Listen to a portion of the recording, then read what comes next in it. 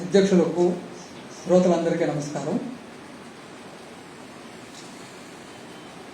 నాకు రాయపూర్తో ఉన్న సంబంధం చాలా తక్కువ. అక్కడ పనిచేసినప్పటికీ అంతకంటే ఎక్కువ సంబంధం విజయవాడతో ఉంది, ఏలూరుతో ఉంది, గుంటూరుతో ఉంది.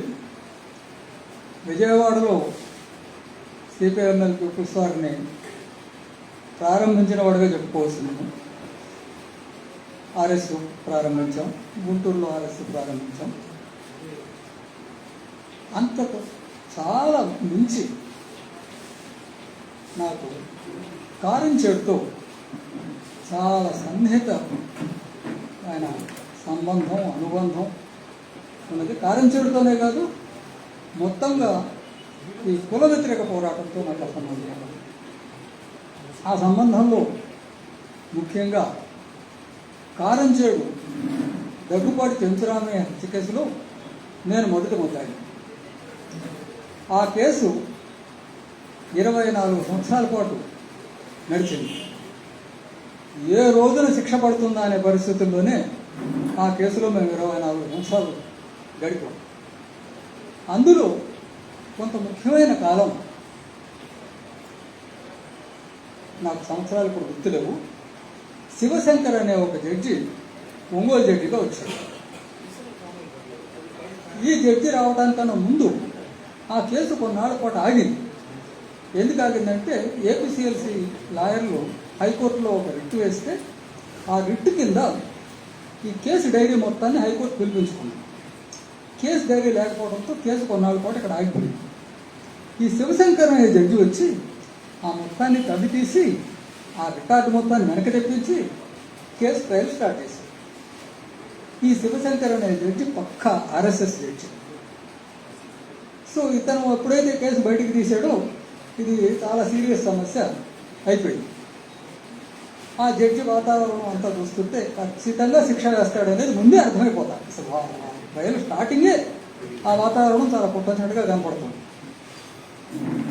సరే, చివరికి నాతోటి ఉన్నవాళ్ళు తీవ్రమైనటువంటి ఆందోళన గురించి ఖచ్చితంగా శిక్ష పడిపోతుంది. ఇప్పుడు శిక్ష పడితే పరిస్థితి ఏంటంటే ఇందులో టాడా ఉంది మా మీద. టాడా ఉంటే జిల్లా కోర్టే హైకోర్టు కింద లెక్క. హైకోర్టు అప్పీల్ తీసుకోదు. దీంట్లో అప్పీల్కి వెళ్తే సుప్రీంకోర్టుకి వెళ్ళాలి.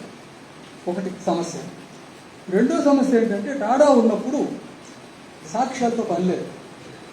ఎవరూ సాక్ష్యం చెప్పకపోయినా సాక్షులు వీళ్ళు బెదిరించారు, నేను నమ్ముతున్నాను అని చెప్పి జడ్జి శిక్ష వేసేయచ్చు. అటువంటి ప్రొవిజన్లన్నీ ఉన్న చట్టాన్నే టాడా చట్టం అంటారు.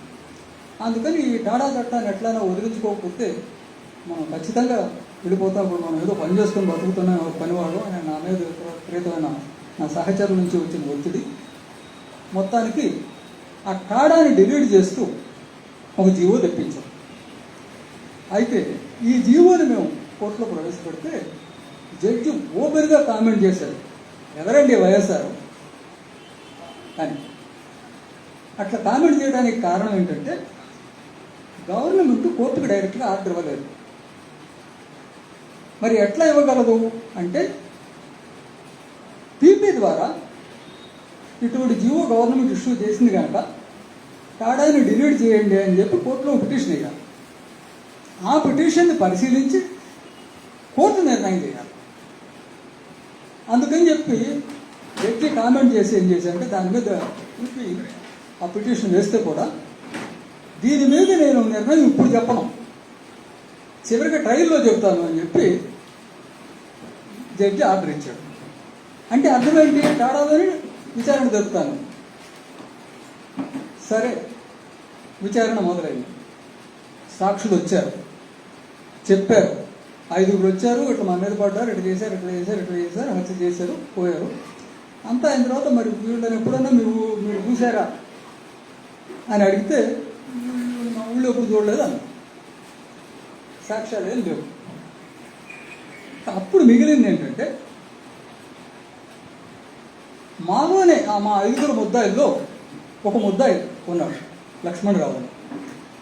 అతను మేము 5గురం కలిసిపోయి హత్య చేశామని సాక్ష్యం చెప్పినట్టుగా ఒక రికార్డు.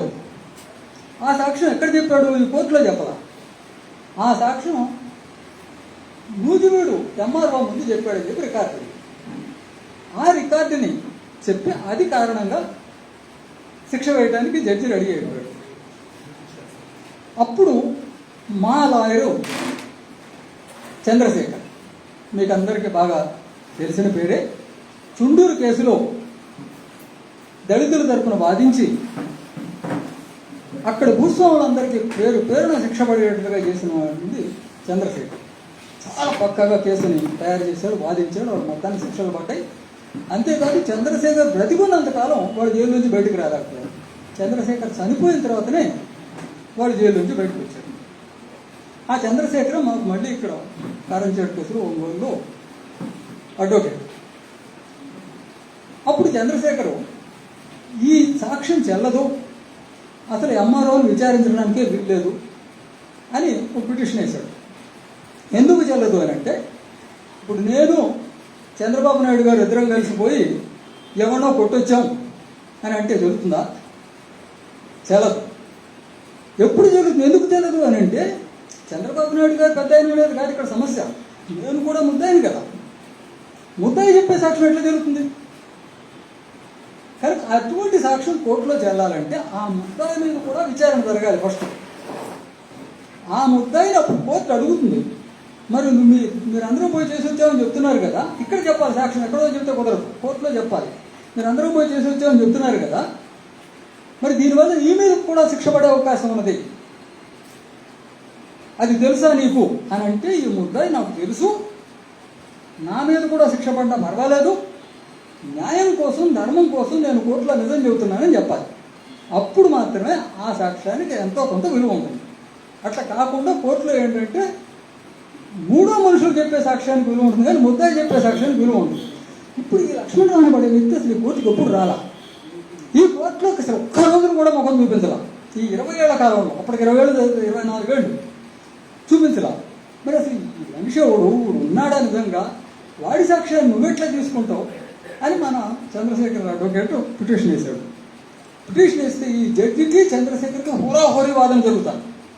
అప్పుడు నేను చంద్రశేఖర్కి ఏం చెప్పానంటే, ఈ జడ్జి ఆర్ఎస్ఎస్ ముందుగానే నిర్ణయించుకున్నాడు, ఏదైతే అదైంది వాదించు, ఖచ్చితంగా ఇది తెలుసుకుందాం, ఎందుకంటే ఇది చరిత్రలో నిలబడిపోయేటువంటి కేసు ఇది, దీని మీద పుస్తకం రాసుకుందాం అయితే కానీ ఏమని చెప్పి నేను చంద్రశేఖర్కు ఫుల్ ప్రోత్సాహం ఇచ్చాను. అప్పుడు కారులో ఖచ్చితంగా ఎన్ని నా పుస్తకాలు తీసుకుని కోర్టుకెళ్ళాం. కోర్టు టేబుల్ మీద పెట్టి చంద్రశేఖర్ వాదిస్తున్నాడు, అంతకంతా జడ్జి హోరాహోరీ వాదిస్తున్నాడు. చివరికి జడ్జి 24 పేజీల జడ్జిమెంట్ రాశాడు. తానెన్నో కేసు జడ్జిమెంట్స్ని ఉదహరిస్తూ నేను ఇప్పుడు చెప్పను, చివరికి జడ్జిమెంట్లో చెబుతా, ఈ సాక్ష్యం చెల్లుతుందో లేదో జడ్జిమెంట్లో చెబుతానని చెప్పి జడ్జి దాని మీద పెద్ద జడ్జిమెంట్స్ ఇచ్చాడు. అప్పుడు మళ్ళీ హైకోర్టులో మన ఏపీసీఎస్సీ లాయర్లు పోసాని వెంకటేశ్వర్లు వీళ్ళు హైకోర్టులో ఇంకో పిటిషన్ వేస్తే హైకోర్టు ఏం చేసిందంటే స్టే ఇచ్చింది. హైకోర్టు స్టే ఇస్తుంది అనుకోలే శివశంకర్ జిల్లా జడ్జి. హైకోర్టు స్టే ఇచ్చింది. స్టే ఇవ్వడంతో మళ్ళీ కొన్నాళ్ళు ఆగిపోయింది. అప్పటికి శివశంకర్ వెళ్ళిపోయాడు.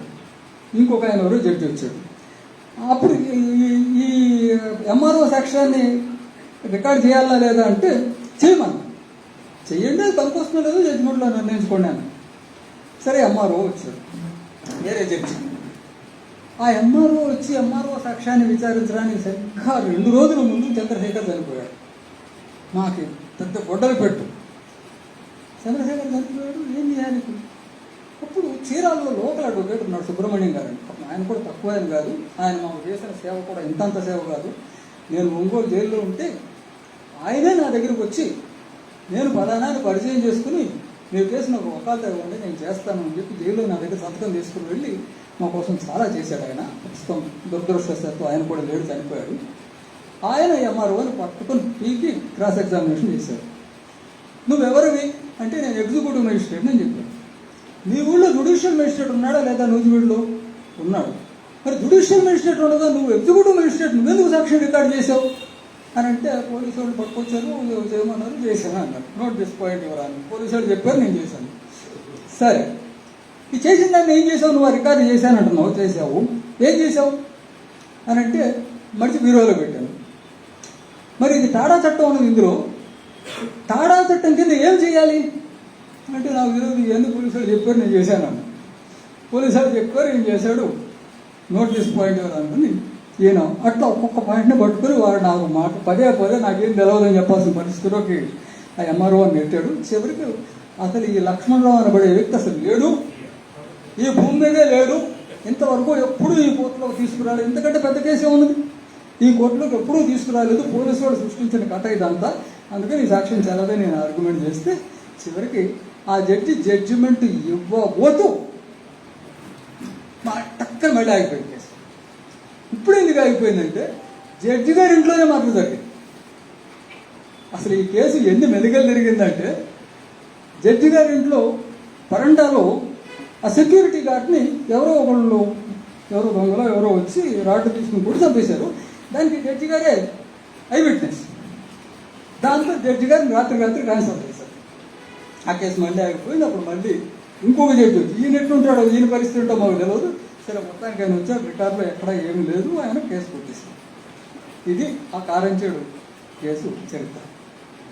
సరే, ఇది అట్లా ఉంచి కారంచేడు సబ్జెక్టుతోనూ క్యాస్ట్ సబ్జెక్టుతోనూ మాకున్న అనుబంధాన్ని ఇంకొక రకంగా చెప్తే, నేను మొట్టమొదటి బెజవాడలోనే చదువుకునేవాడు అనుకున్నాను. బెజవాడలోంచి నేను కమ్యూనిస్ట్ పార్టీలోకి వెళ్ళాను. మొట్టమొదట నాకు పరిచయం అయిన పుస్తకం సివి గారు రాసిన సత్యకామ జావాలి పుస్తకం. ఆ పుస్తకాన్ని ఎంతగా చదివేసిన బట్టి నోటికి మొత్తం పుస్తకం అంతా. మా కుటుంబంలో మా తండ్రి కమ్యూనిస్టే, కానీ మా అమ్మని కన్నవాళ్ళు కమ్యూనిస్టులు గారు. వాళ్ళకి రూఢల భావాలు ఉన్నవాళ్ళు, వాళ్ళ మతపరమైన భావాలన్నీ ఉన్నవాళ్ళు. వాళ్ళని పట్టుకొని ఇంట్లో ఉతికి ఆరేయటానికి ఈ సత్యకామ జావాలి, నరబలి, సివి గారి పుస్తకాలన్నిటి అట్లా చెప్పి వాయించేసేవాళ్ళు ఇంట్లో. అట్లా దేవుడు ఉన్నాడా లేడా అనే సబ్జెక్ట్ని చాలా సీరియస్గా మొదట్లో చర్చిస్తూ ప్రారంభమయ్యాను. అయితే సివి గారి క్యాస్ట్ ఏంటో మాకు తెలియదు. ఒక సివి గారిదే కాదు, 30-40 సంవత్సరాలు కలిసి పనిచేసిన వాళ్ళం, వాళ్ళ క్యాస్ట్ ఏంటో తెలియకుండానే మేము కలిసి పనిచేసాం. సివి గారి క్యాస్ట్ అంతా అయిపోయిన తర్వాత ఈ మధ్య కాలంలో అంతా 10 ఏళ్ళు అయ్యి ఉండొచ్చేమో తెలిసి మొట్టమొదటిసారి తెలిసింది ఆయన కూడా దళితుడేనన్న విషయం. అది కమ్యూనిస్ట్ పార్టీలో ఉండగా మాకు ఎప్పుడు అవసరం వాళ్ళ. సరే,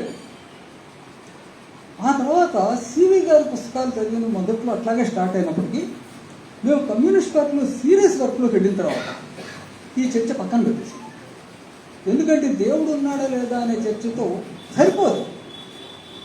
దేవుణ్ణి జనం నమ్మటానికి చాలా బలమైన లోతైన కారణాలు ఉన్నాయి. ఆ కారణాల మీద దాడి చేయకుండా, ఆ మూలాల్ని పెకలించకుండా దేవుడు ఉన్నాడా లేదా అని మనం ఎంత చర్చ జరిపినా నమ్మేవాడు నమ్ముతానే ఉంటాడు. అంతేకాదు, వాడే పవర్లో ఉంటాడు. వాడు ఎన్ని హిందూ ముస్లిం కొట్లాట్లైనా సృష్టించగలడు, వాడు ఎన్ని బాబరీ మసీదులైనా కూల్చగలడు, రామ మందిరాలు కట్టగలడు, వాడు చేసేయని చేస్తూనే ఉంటాడు. దానికి సైన్స్తో పని లేదు, దానికి ఇంకేంతోనూ పని లేదు. అందుకని అట్టడుగు వర్గాన్ని సంఘటితం చేయటం అనే కార్యక్రమంలో మేము సీరియస్గా దిగిన తర్వాత ఈ పనిని తాత్కాలికంగా అంత సీరియస్గా లేదు, ఇంటర్నల్ డిస్కషన్లో మాట్లాడుకుంటున్నప్పటికీ పక్కన పెట్టి. ఆ తర్వాత మాకు ముఖ్యమైనటువంటి విషయం కామ్రేడ్ కొండపల్లి సీతారామయ్య గారు రాసిన వ్యవసాయ విప్లవం అనే పుస్తకం. ఆయన రాసిన అన్ని రచనలు కూడా పార్టీ పేరుతోనే పబ్లిష్ అయినాయి, కానీ ఆయన పేరుతో పబ్లిష్ కాదు. ఈ మధ్యన కేఎస్ రచనలు అని చెప్పి వేశారు తప్ప రాసింది ఆయనే, కానీ పార్టీ పేరుతో పబ్లిష్ అయింది. ఈ వ్యవసాయ విప్లవం పుస్తకం 1978లో రాయబడింది. అందులో ఒక 20 పేజీలు కుల సమస్య మీదనే పూర్తిగా కేంద్రీకరించి రాశారు. అందులో ఏమి రాశారంటే, ఈ దేశంలో కుల సమస్య చాలా ప్రాముఖ్యత కలిగినటువంటి సమస్య. కులాన్ని ఎదిరించకుండా, కులాన్ని నిర్మూలించకుండా, అంటరానితనానికి వ్యతిరేకంగా తీవ్రమైనటువంటి పోరాటం జరగకుండా ఈ దేశంలో ఏ ఉద్యమాన్ని మనం నిర్మించలేము. కనుక కమ్యూనిస్ట్ పార్టీ ముందు ఉన్న ఒక సీరియస్ కర్తవ్యం కులంతో పోరాడటం అనేది మొట్టమొదటి పాయింట్ ఆ పుస్తకంలో రాసింది 1978లో. రెండో పాయింట్ ఏం రాశాయంటే, మనం ఎప్పుడు పేద రైతులు వ్యవసాయ కూలీలు అని అంటూ ఉంటాం. ఎవరి వ్యవసాయ కూలీలు అని అంటే, ఈ వ్యవసాయ కూలీల్లో 100కి 90 మంది దళితులే. పై కులాల్లో కూడా పేదవాళ్ళు ఉన్నప్పటికీ వ్యవసాయ కూలీలు అంటే 190 మంది దళితులే. వాళ్ళ సమస్య ప్రధానంగా ఇది. అందుకని వాళ్ళని సంఘటితపరచడం, వాళ్ళని ఒక శక్తిగా మార్చడం అనేది మన ముందున్న ప్రధానమైనటువంటి కర్తవ్యం. అయితే మరి ఇది దళిత పార్టీ అని ఎందుకనం, దళిత ఉద్యమం అని ఎందుకనం, వ్యవసాయ కూలీ ఉద్యమం అని ఎందుకంటున్నాం అంటే మనం కులాన్ని నిర్మూలించదలుచుకున్నాం కనుక అంటలేదు ఇది. కానీ దీని అర్థం ఇండియన్ బ్యాక్గ్రౌండ్లో ప్రధానంగా, అంటే వాళ్ళు ఒక్కడే కాకపోవచ్చు కానీ ప్రధానంగా ఇది దళితుల సమస్యే అని చెప్పి 2వ పాయింట్ చాలా ప్రముఖంగా రాశారు. 3వ పాయింట్ ఏం రాశారంటే అప్పటికి కమ్యూనిస్ట్ ఉద్యమం యొక్క ఆచరణలో ఉన్న లోపాలు ఏమిటి, అంటే పాత కమ్యూనిస్ట్ ఉద్యమం, ఉమ్మడి కమ్యూనిస్ట్ ఉద్యమంలో ఉన్న లోపాలు ఏమిటి, ఈ లోపాల గురించి మాట్లాడుతూ, ముఖ్యంగా తూర్పుగోదావరి జిల్లా అనుభవాల గురించి మాట్లాడుతూ, దళితుల్ని రాజకీయాల్లోకి తెచ్చింది, సంఘటితపరిచింది మనమే, కమ్యూనిస్టులమే. కానీ ఆ దళితులు వ్యక్తిత్వంతో పైకి వచ్చి మనని ప్రశ్నించే స్థాయి వచ్చేటప్పటికి మన నాయకత్వం దాన్ని సహించలేకపోయింది. అనేక కారణాలతో వాళ్ళను కూడా తొక్కుపెట్టించడానికే ప్రయత్నం చేసింది తప్ప వాళ్ళల్లో పెరుగుతున్నటువంటి ఈ చైతన్యాన్ని మనం పెంపొందించడానికి ముందుకు రాలేదు ఉమ్మడి కమ్యూనిస్ట్ పార్టీ నాయకత్వం. మంచి ధోరణిగా చెలామణి అయ్యామే తప్ప మనం అట్టడుగు వర్గాల పార్టీగా, నిజమైన అర్థంలో అట్టడుగు వర్గాల పార్టీగా మారలేదు ఉమ్మడి కమ్యూనిస్ట్ పార్టీ. నక్సల్బరీ ప్రభావంతో వచ్చిన మార్పు వల్ల ఇప్పుడు అది మనం సాధించాలి అనేది 3వ పాయింట్. 4వ పాయింట్, మనం వాళ్ళ అట్టడుగు వర్గాల్లో మమేకమైపోవాలని చెప్పాం. తర్వాత విద్యార్థులందరికీ గ్రామాలకు తరలిండి క్యాంపెయిన్ పిలిపించి కొన్ని వేల మంది విద్యార్థులను గ్రామాలకు పంపించిన సంగతి మీ అందరికీ తెలుసు. అందులో చాలా స్పష్టంగా ఏం చేసి చెప్పారంటే, మీరు వెళ్ళి మాదిగ పల్లెల్లో మాత్రమే బతకాలి, ఊళ్ళో మన సంప్రదాయాలు ఉంటే కూడా వాళ్ళ ఇళ్లలోకి వెళ్ళొద్దు, వాళ్ళ భోజనం తినొద్దు, మాదిగ పల్లెల్లోకి వెళ్ళండి. మాదిగ పల్లెల్లోకి వెళితే వాళ్ళు మనని దగ్గరికి తీయలేకపోవచ్చు, మనకు అన్నం పెట్టడానికి భయపడవచ్చు, దొరల కాష్టీకి ముందు వాళ్ళు మనకు అన్నం పెట్టడానికి సహకరించలేకపోవచ్చు. అయినప్పటికీ వాళ్ళు అన్నం పెట్టకపోతే ఒక బొచ్చు తీసుకుని ఇల్లు తిరిగి అడుక్కుని తినండి, కానీ ఊళ్ళో ఉన్న మన సానుభూతి పనుల దగ్గర తినొద్దు అనేది చాలా స్పెసిఫిక్ క్లియర్ కట్ ఇన్స్ట్రక్షన్స్ ఇచ్చి మమ్మల్ని గ్రామాల గదర్లోని క్యాంపెయిన్ నడిపించారు. ఇది 1978లో వ్యవసాయ విప్లవంలో రాసిన మాట. ఈ రోజుకి కూడా అంతకంటే ఎక్కువ ఇంకెవరైనా ఏమైనా రాశారా చూడాలి చరిత్ర. సరే, ఇది రాసిన తర్వాత మేము విలేజ్ క్యాంపెయిన్ చేయడం మొదలు పెడతాం. చాలా వరకు జరిగింది, ఆ వివరాలను ఇప్పుడు చెప్పడానికి లేదు. అది జరుగుతూ ఉండగా కారంచేడు సంఘటన జరిగింది. కారంచేడులో మాదిగపల్లి మీద దాడి చేసి మొత్తం ఊళ్ళో ఉన్న కమ్మోళ్ళు అంతా కలిసి 2000 మంది మాదిగపల్లి మీద దాడి చేసి వాళ్ళని తరిమి కొట్టేశారు. మీకు అందరికీ తెలిసింది. అప్పటితో దానికి వ్యతిరేకం మొదలైంది. ఈ ఉద్యమం మొదలవడంతోనే ఆ మాట వినడంతో 1 గంట లోపల ఎక్కడికక్కడ మేము అందరం కదిలాం. మాకు ఎక్కడి నుంచి ఇన్స్ట్రక్షన్స్ రాలా. ఎక్కడికక్కడ ఒక 6000 కార్యకర్తలందరూ విధుల్లోకి వచ్చేసారు. మనం మాదిగోళ్ళ తరఫునే, మనం ఖచ్చితంగా ఈ ఖమ్మం భూస్వాములకు వ్యతిరేకంగా ఫైట్ చేస్తాం. అప్పుడు మిగిలిన కమ్యూనిస్ట్ పార్టీ, సిపిఐ సిపిఎంలే కాదు, మిగిలిన విప్లవ గ్రూపులు కూడా తీవ్రంగా ఒక అలజడికి గురైంది. ఇది ఏమిటి, మనం ఏం చేయాలి, ఇది క్యాస్ట్ స్ట్రగుల్ కదా, క్యాస్ట్ స్ట్రగుల్లో కమ్యూనిస్టులు పాల్గొంటామా లేదా, మనం క్యాస్ట్ స్ట్రగుల్ కదా మనది అనే కన్ఫ్యూజన్కి గురయ్యారు. కానీ మాకు మాత్రం ఏ కన్ఫ్యూజన్ లేదు. చాలా క్లియర్గా మేము మాదిగోళ్ళ తరపునే ఖమ్మ భూస్వామితో రాజీ లేకుండా ఫైట్ చేస్తామని చెప్పి మేము ఉద్యమంలో దిగుతాం. కత్తి పద్మారావు గారి కంటే ముందు నిజానికి ఇన్సిడెంటల్గా అనుకోకుండా కత్తి పద్మారావు గారు నేను ఈ కారంచేడు సంఘటన జరగడానికి 1 రోజుల ముందు భీమవరంలో కలిశాను. అప్పుడు కూడా ఆయన దేవుడు ఉన్నాడు లేడు ఇవే మాట్లాడుతూ ఉన్నాడు ఆయన. కానీ ఇంతలో కారంచేడు సమస్య వచ్చింది. కారంచేడు సమస్య వచ్చిన తర్వాత ఆయన కూడా రాత్రి దళితులు ఉన్నాయి. అప్పటిదాకా అసలు ఆయన దళితుల సంగతి తెలియదు, నాకే తెలియదు. నాకు ఎప్పుడో అంతకుముందు చాలా కాలం నుంచి నాకు ఆయనతో పరిచయం ఉంది గుంటూరులో.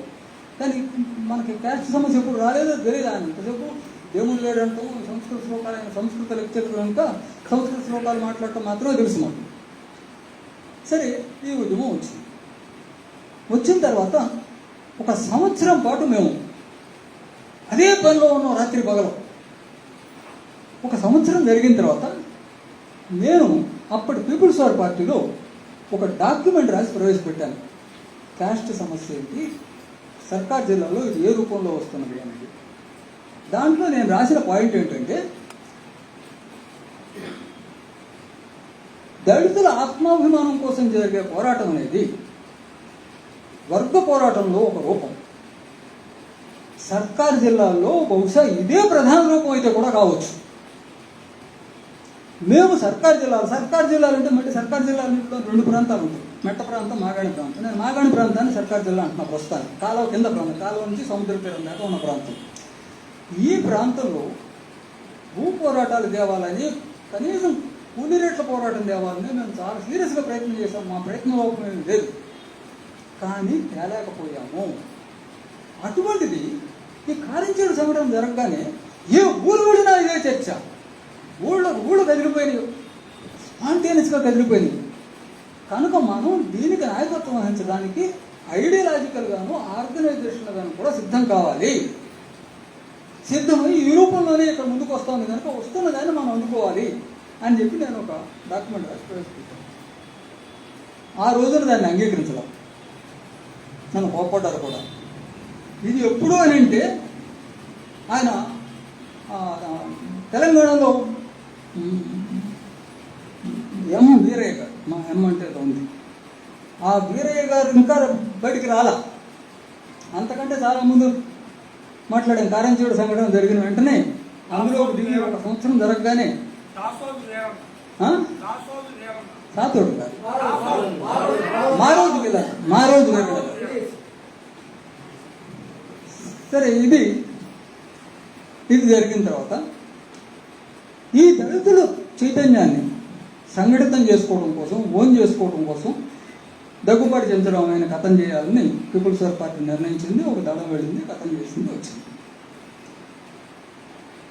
అయితే అది జరిగిన చాలా కొద్ది రోజులకే నేను పీపుల్స్ వార్ పార్టీలో ఈ ప్రాంతం నుంచి వెళ్ళిపోయాను ముందు.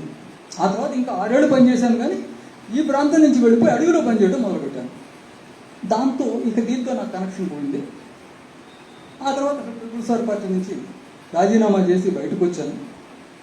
సరే, అది ఎందుకు ఏంటనేది అది వేరే సబ్జెక్టు. ఇట్లా క్యాస్ట్ సమస్యతో, కారంచేడు సమస్యతో చుండూరు సంఘటన జరిగినప్పుడు నేను లేను ఇక్కడ. నాకు వ్యక్తిగతంగా కూడా చాలా దగ్గర అనుబంధం ఉన్నటువంటి విషయం. అయితే ఆ తర్వాత కాలంలో అనేక అంబేద్కర్ శక్తులు ముందుకొచ్చి క్యాస్ట్ సబ్జెక్ట్ మీద పెద్ద ఎత్తున మాట్లాడటం మొదలైంది. అట్లాగే దాన్ని ఏమంటాం, ఐడెంటిటీ పాలిటిక్స్ అనేవి ముందుకు వచ్చింది. ఈ మాదిగ దండోరా, ఇంకా రకరకాల సంఘాలు, అంబేద్కర్ ఐడియాలు ముందుకు వచ్చింది. ఆ తర్వాత పీపుల్స్ వార్ పార్టీ కేఎన్పిఎస్ అని చెప్పి పెట్టింది. ఈ కేఎన్పిఎస్ అని పెట్టిన తర్వాత నేను మళ్ళీ బయటకు వచ్చి నాకు ఒక 20 ఏళ్ళు గ్యాప్ వచ్చింది. 20 ఏళ్ళ తర్వాత నేను వచ్చి ఉపన్యాసాలు మాట్లాడటం మొదలుపెట్టాను. మెయిన్గా మా మిత్రుడు కన్నడ మూర్తి మళ్ళీ నన్ను పట్టుకుని వచ్చాడు. ఇక్కడ వచ్చేటప్పటికే కేఎన్పిఎస్ వచ్చింది, పనిచేస్తాను. అప్పటికే ఏర్పడ్డ పరిస్థితి ఏంటంటే, జిల్లాల్లో ఎక్కడైనా సరే మార్క్సిజం పేరుతో పెట్టిన ఏ కార్యక్రమానికి కేఎన్పిఎస్ వాళ్ళు రావట్లేదు. కేఎన్పిఎస్ వాళ్ళ కార్యక్రమానికి మిగతా వాళ్ళు ఆడుతున్నారు. ఎందుకంటే వాళ్ళు ఎక్కడ మార్క్సిజం, కార్మికవర్గం, ప్రజలు ఇవి మాట్లాడట్లా, క్యాస్ట్ సమస్యగా పరిమితమై మాట్లాడుతున్నారు వాళ్ళు. ఈ మీటింగ్లు వాళ్ళు రావట్లేదు. ఇది మన సర్కిల్ లోపల ముందుగా సీలికి రావటం అనేది ఇంతకన్నా దురదృష్టకరమైన విషయం ఇంకా బహుశా మన చరిత్రలోనే లేదు. ఎందుకు జరిగింది ఈ పరిణామం, దీన్ని ఎట్లా అర్థం చేసుకోవాలి, ఏమి చేస్తే ఈ దేశంలో కులం అనే ఈ దరిద్రాన్ని మనం వదిలించుకోగలుగుతాం. అప్పుడు కూడా మేము కేఎన్పిఎస్ పట్ల కొందరు దుడ్డు ప్రభాకర్తో చాలా వ్యక్తిగతంగా సన్నిహిత సంబంధాలు మెయింటైన్ చేసి వినోదం చేసుకోవడం కోసం, ఈ రకమైన వాతావరణాన్ని పోగొట్టడం కోసం సీరియస్గా ప్రయత్నం చేశాను. ఇప్పుడు ఆయన జైల్లో ఉన్నాడు. మావోయిస్ట్ పార్టీ సభ్యుడైనా ఆయన జైల్లో ఉన్నాడు, కానీ మా వల్ల కూడా కాదు. ఆ టైంలో గుంటూరులో 2 సార్లు, ఒంగోలులో ఒకసారి కళ్యాణరావు గారు నేను కలిసి ఒకే వేదిక పంచుకున్నాం. మొట్టమొదటి గుంటూరులో మా ఇద్దరిని వేదిక మీద ఉపన్యాసకులుగా పిలిచారు. అప్పుడు సాంస్కృతిక విప్లవం మీద కళ్యాణరావు గారిని మాట్లాడమన్నారు. కళ్యాణరావు గారు పూర్తిగా మార్క్సిజం అని చెప్పి మాట్లాడాడు. మార్క్సిజం మావో మావో మావో అని మాట్లాడాడు. బాగానే ఉంది. ఆ తర్వాత ఒంగోలులో మళ్ళీ మేము ఇద్దరం వేదిక పంచుకున్నాం. అది కేఎన్పిఎస్ జిల్లా మహాసభ. అక్కడ పూర్తిగా అంబేద్కర్ అని మాట్లాడాడు. ఒక్క మాట మార్క్స్ అనే మాట్లాడకుండా అంబేద్కర్ అని మాట్లాడాడు. ఒకే మనుషులు ఇద్దరున్నారు. అక్కడ మాట్లాడింది ఒకటి, ఇక్కడ మాట్లాడింది ఒకటి. మరి ఒకే మనుషులు ఇద్దరు ఉండకూడదు కదా. ఈ రెండింటినీ కలిపి చెప్పాల్సిన బాధ్యత కళ్యాణరావు గారి స్థాయి ఉన్న వ్యక్తికి ఉండాలి కదా.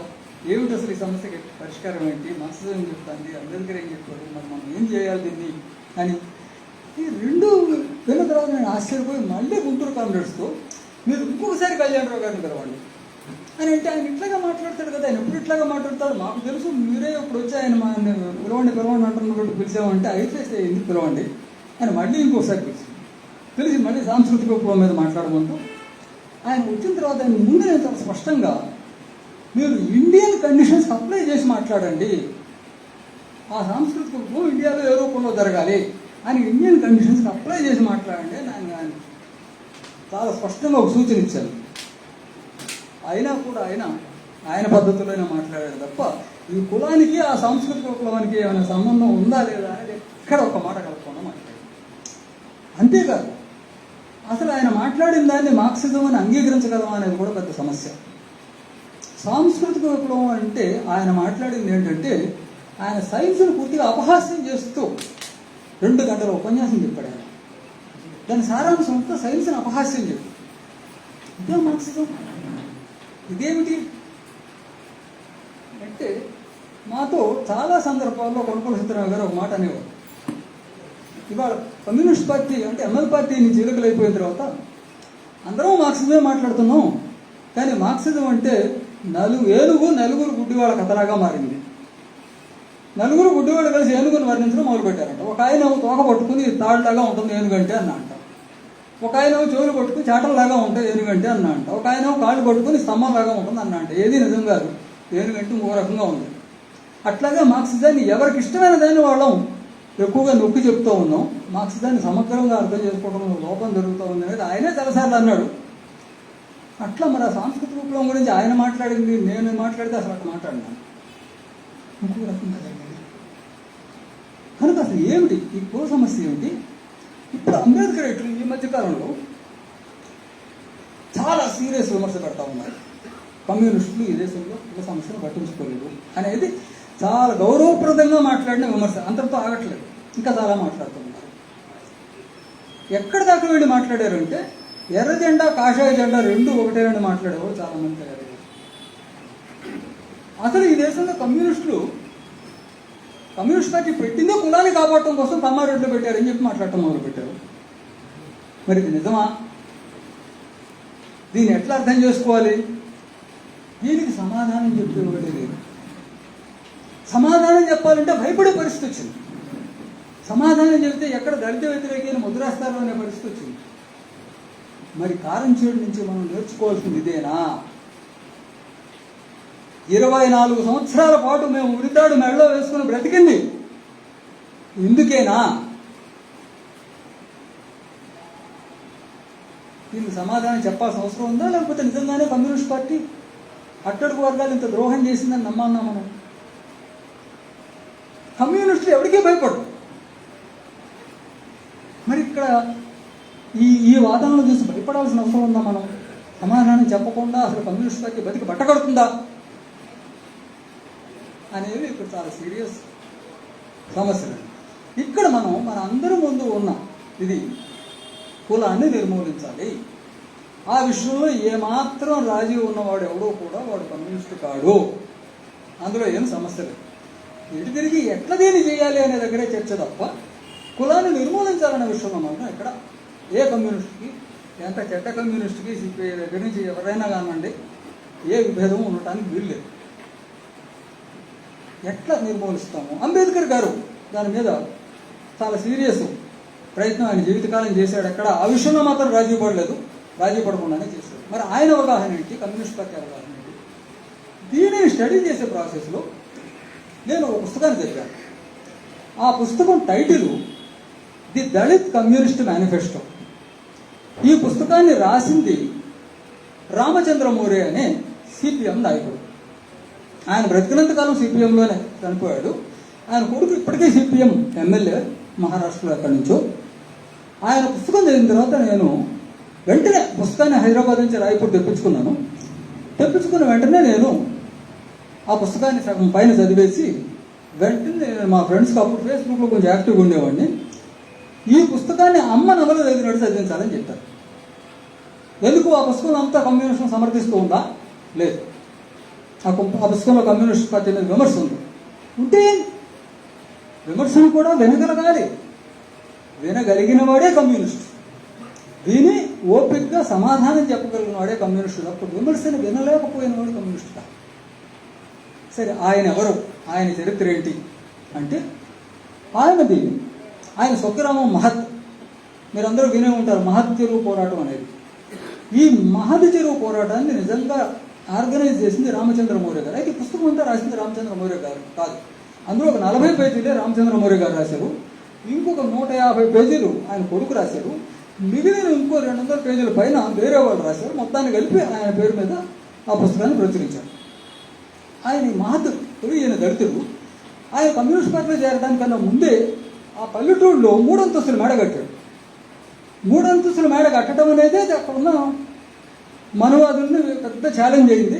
అది సహించలేని పరిస్థితి అయింది. ఘర్షణ స్టార్ట్ అయింది. అప్పుడు ఈయన బొంబాయి వెళ్ళి అంబేద్కర్ గారిని తీసుకుని వచ్చి ఈ మహతి చెరువు పోరాటాన్ని పెట్టారు. అంటే ఇక్కడ మీటింగ్ అంతా నాస్తిక సమాజం వాళ్ళు ఏర్పాటు చేసి నన్ను ఎక్కడి నుంచో ఉపన్యాసకుడుగా పిలిచినట్టుగా అంబేద్కర్ గారిని పెద్ద మనిషిగా నాయకుడుగా పిలిచారు. యాక్చువల్గా ఊళ్ళో ఆ పోరాటం నడిపింది ఆయన ఈ రామచంద్ర మోరే గారు. ఆ తర్వాత ఆయన బొంబాయికి షిఫ్ట్ అయ్యాడు.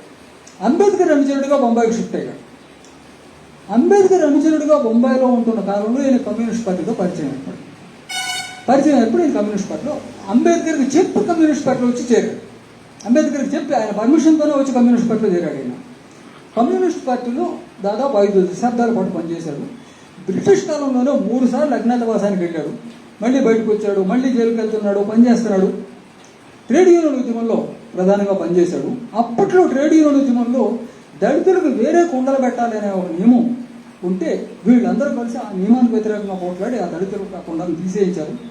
కానీ అంబేద్కర్ గారు రైజ్ చేసినట్టుగా ఇంకా కొన్ని సమస్యలు పరిష్కారం కాల. ముఖ్యంగా నేత కార్మికుల డిపార్ట్మెంట్లో దళితులు చేర్చుకునేవాడు కాదు. ఎందుకంటే ఉమ్ము రాసి దాన్ని ఆ పోగుల్ని ఇచ్చేయాలి. అది దళితులు చేస్తే ఎట్లా అని చెప్పి మిగతా కార్మికుల నుంచి అభ్యంతరం ఉండబట్టి అది సాధించలేకపోయారు. ఆ విషయం మీద కమ్యూనిస్ట్ పార్టీ సీరియస్గా టేకప్ చేయలేదని అంబేద్కర్ గారు కమ్యూనిస్ట్ పార్టీ మీద విమర్శ పెట్టాడు. ఈయన కూడా కమ్యూనిస్ట్ పార్టీలో ఉంటున్నాడు, మాట్లాడుతున్నాడు, కింద మీద పడుతున్నాడు, పనిచేస్తున్నాడు. అటు అంబేద్కర్ గారితో కూడా సంబంధాల్లో ఉన్నాడు. అంబేద్కర్ గారి పత్రికల్లో చాలా వ్యాసాలు ఈయన రాశాడు. కమ్యూనిస్ట్ పార్టీ దాన్ని ఆమోదించింది. అంబేద్కర్ గారు ఈయన కమ్యూనిస్ట్ పార్టీలో పనిచేయటాన్ని ఈయన ఆమోదించాడు. ఆ తర్వాత అంబేద్కర్ గారు ఎన్నికల్లో పాల్గొంటే కమ్యూనిస్టులు ఆయన ఓడించారు అని చెప్పి అంబేద్కర్ ఈ మధ్యకాలంలో చాలా బూతులు పెట్టారు. ఇది ఏమిటో నాకు వివరాలు తెలియదు, ఏం జరిగిందో అప్పుడు అని. ఈయన పుస్తకంలోనే మొట్టమొదటిసారి ఏం జరిగిందో మాకు వివరం తెలిసింది. ఈయన ఏం చెప్పాడంటే అప్పట్లో 2 ఓట్లు ఉండేవి ఒక్కొక్క నియోజకవర్గంలో ఒక్కొక్క మనిషికి. ఒకటి రిజర్వ్డ్ వాటికి ఓటు వేయాలి, రిజర్వ్డ్ క్యాండిడేట్కి ఓటు వేయాలి. అదే నియోజకవర్గంలో నాన్ రిజర్వ్డ్ క్యాండిడేట్ కూడా ఒక 2 ఎన్నుకోవాలి. రిజర్వ్డ్ క్యాండిడేట్గా అంబేద్కర్ గారు పోటీ చేశారు. అవతల అంబేద్కర్ గారికి పోటీగా కాంగ్రెస్ వాడు పోటీ చేశారు. అన్రిజర్వ్డ్ క్యాండిడేట్గా డాంగే గారు పోటీ చేశాడు, కాంగ్రెస్ వాడు పోటీ చేశారు. అప్పుడు కమ్యూనిస్ట్ పార్టీ అంబేద్కర్ గారికి ఒక విజ్ఞప్తి చేసింది, మనం కలిసి పనిచేద్దాం కాంగ్రెస్ వ్యతిరేకంగానే. కానీ అంబేద్కర్ గారు కలిసి రావాలి. ఆయన క్యాల్కులేషన్స్ వేసుకుని ఆయన ఎవరికి ఎక్కువ ఓట్లు ఉన్నాయని కమ్యూనిస్టుల కంటే కూడా కాంగ్రెస్ సోషలిస్ట్ వాదులతో ఉంటే తనకు ఎక్కువ లాభం అని అనుకుని ఆయన కాంగ్రెస్ సోషలిస్టులతో ఒప్పందం పెట్టుకుని పోటీ చేశాడు. కానీ కమ్యూనిస్టులతో పెట్టుకోవడానికి ఆయన సిద్ధపడ్డాడు. అప్పుడు కమ్యూనిస్ట్ పార్టీ ఏం చేసిందంటే ఆయన మనం పిలిస్తే కూడా రాలేదు, అందుకని అన్రిజర్వ్డ్ క్యాండిడేట్గా డాంగే గారు ఓటు వేయండి, రిజర్వ్డ్ ఓటు ఎవరికీ వేయబాకండి, మురగబెట్టండి అని కమ్యూనిస్ట్ పార్టీ చెప్పింది. ఎన్నికలు అయిపోయింది. ఎన్నికల్లో డాంగే గారు గెలవలేదు, అంబేద్కర్ గారు గెలవలేదు. 2 స్థానాలకి కాంగ్రెస్ వాడు గెలిచారు. అప్పుడు అంబేద్కర్ ఓడిపోవడానికి కమ్యూనిస్టుల కారణం కాదు, కాంగ్రెస్ సోషలిస్టులు చేసిన ద్రోహం కారణం అనేది రామచంద్రమూరి గారు చెప్పింది. అందరూ కూడా ఆ రోజు వాళ్ళు అంగీకరించింది. ఇప్పుడు వీళ్ళు అంబేద్కర్ అంటే కమ్యూనిస్టులు ఓడించారంటున్నారు. సరే, ఎన్నికలు అయిపోయిన తర్వాత కమ్యూనిస్ట్ పార్టీలోనే అంతర్గత చర్చ జరిగి, అంబేద్కర్ గారితో కాదు, కమ్యూనిస్ట్ పార్టీలోనే అంతర్గత చర్చ జరిగి మనం తప్పు చేశాం, అంబేద్కర్ గారిని ఒక దళిత ఐక్యలుగా చూసి ఉండాల్సింది, ఆయన మనతో కలిసి రాకపోయినా ఆయన ఓట్లు వేయండి అని చెప్పాల్సింది, మనం తప్పు చేసాం, దానివల్ల ఆయన గెలిచేవాడా కాదు, అది వేరే విషయం, మన వరకు మనం ఈ పని చేస్తుంటే బాగుండేది అని కమ్యూనిస్ట్ పార్టీ తనకు తానుగా ఆత్మవిమర్శ చేసుకుని ఆయన కూడా చెప్పి ఇది మా ఇదే. ఆ తర్వాత ఇంకా అనేక మంది ప్రముఖులైనటువంటి దళిత నాయకుల్ని కమ్యూనిస్ట్ పార్టీలోకి తీసుకొచ్చిన ఆయన రామచంద్రమూరి, గోదావరి పొరలేకర్ దంపతుల్ని వీళ్ళందరినీ తీసుకొచ్చింది రామచంద్రమూరి. వీళ్ళందరూ ముందు అంబేద్కర్, అందులోంచి కమ్యూనిస్ట్ పార్టీలోకి వచ్చారు.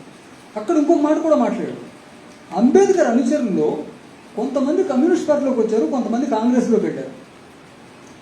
కమ్యూనిస్ట్ పార్టీలోకి వచ్చిన వాళ్ళు ఐడియాలజికల్గా అంబేద్కర్ గారు చేసే ఉద్యమం మంచిదే అయినప్పటికీ అది సరిపోదు అని చెప్పి వచ్చి చేరిన వాళ్ళు. కాంగ్రెస్లోకి పోయిన వాళ్ళందరూ వ్యక్తిగతంగా అవకాశవాదులు, వాళ్ళు స్వలాభంతో వాళ్ళకి ఏదో పదవులు వస్తాయనో డబ్బులు వస్తాయనో ఇంకో దాంతోనో వాళ్ళు కాంగ్రెస్లో చేరారనే విశ్లేషణ రామచంద్రమూరి గారు చేశారు. ఆ తర్వాత ఈయన పాల్ఘాట్ మహాసభలో మనం క్యాస్ట్ సమస్యకి ఇంకా ఎక్కువ ఇంపార్టెన్స్ ఇచ్చి ఉండాల్సింది, అంటరానితనానికి వ్యతిరేకంగా అంబేద్కర్ చేస్తున్న ఉద్యమంతో పాటుగా మనం కూడా సీరియస్గా చేసి ఉండాల్సిందే అని ఈయన ఒక ప్రతిపాదన పెట్టాడు. ఇది జరిగింది. చివరిదాకా ఆయన సిపిఎంలోనే ఉండి చనిపోయాడు. ఈ పుస్తకం చదవగానే నేను చెప్పింది ఏంటంటే, దీనిని అమ్మ నవన చదివించండి, విమర్శ ఉంటే ఉన్నది, సీరియస్గా పనిచేసిన 5 దశాబ్దాల పాటు ఎర్రజెండా పక్కన పనిచేసినాయని చెప్తే వింటాం, విమర్శిస్తే కూడా వింటాం. చేసిన వాడు చేయకుండా మాట్లాడితే ఎట్లా వినగలుగుతాం? ఎవరైనా చేసిన వాడు మాకు ఎవరు కూడా చాలామంది లాలు నేను మాట్లాడే అంటున్నారు. మొన్ననే రాశాను నేను, అయ్యా మీరేం చేశారో ఇంత చేస్తే చెప్పండి, మీరు ఎక్కువ చేయకపోవచ్చు, కొంచెం చేశారని చెప్పండి. నాకు ఒక్క పూట అన్నం పెట్టిన వాళ్ళని కూడా నేను మర్చిపోలేదు. మీరు ఏం చేశారో చెప్పి ఆ తర్వాత మీరు కమ్యూనిస్టులకు అందరికీ సలహాలు ఇద్దరుగా అంటే అది మాత్రం చెప్పాలి. ఇక్కడ మంగళగిరిలో రేఖా చంద్రశేఖరరావు గారు నేను ఒక ఆయన పెద్ద ఎత్తున లాల్ లేని మైకర్ అంటున్నాడు. గడియారం భార్గవ్ గారు అని ఆయన ఒక ఆయన కమ్యూనిస్ట్ పార్టీ ఫెయిల్యూర్కి అంతటికే కారణం ఈ దేశంలో కూడా సమస్యను అర్థం చేసుకోకపోవడం అని ఆయన అంటున్నాడు. ఆయన ఉద్దేశించాలి ఆయన రాస్తున్నాడు. ప్రాక్టికల్గా ఏం రాస్తున్నాడు ఆ భార్గవ్ గారు? కాంగ్రెస్ మహానుభావులు అంటున్నాడు, నెహ్రూ గారు మహానుభావులు అంటున్నాడు. అయ్యా నీకు దండం, నీకు నెహ్రూ గారంటే అంత ప్రేమ ఉంటే పోయి కాంగ్రెస్లో చేరు, మమ్మల్ని ఎందుకు చంపుతావు? మాకు ఏదో మేము చేసాం, నువ్వు కాంగ్రెస్లో కలవాలి, నువ్వు నికరు, ఎవరు అభ్యంతరం లేదు. కానీ దీనికోసం కమ్యూనిస్టులందరినీ బూతులు తిట్టాల్సిన అవసరం లేదే. సరే, ఇప్పుడు ఈ బ్యాక్గ్రౌండ్లో మనం దీన్ని ఎట్లా అర్థం చేసుకోవాలి? కుల నిర్మూలన కూడా అక్కడ నేను ఈరోజు ఈ పుస్తకం మీకు కావాలని చూపిద్దామని తీసుకొచ్చాను. ది ఆర్ట్ ఆఫ్ ఫిజిక్స్ అనే టైటిల్ చూసి ఈ పుస్తకాన్ని నేను ఇంటర్నెట్లో కొన్నాను. ఇది ఒక చెత్త పుస్తకం, దీనిని సీరియస్గా చదువుతున్నాను. చెత్త పుస్తకాన్ని ఎందుకు సీరియస్గా చదువుతున్నాను అంటే చెత్త పుస్తకాలు కూడా చదవాలి. దురదృష్టవశాత్తు మనలో చాలామంది మార్క్సిజమే చదవటం మానేశారు.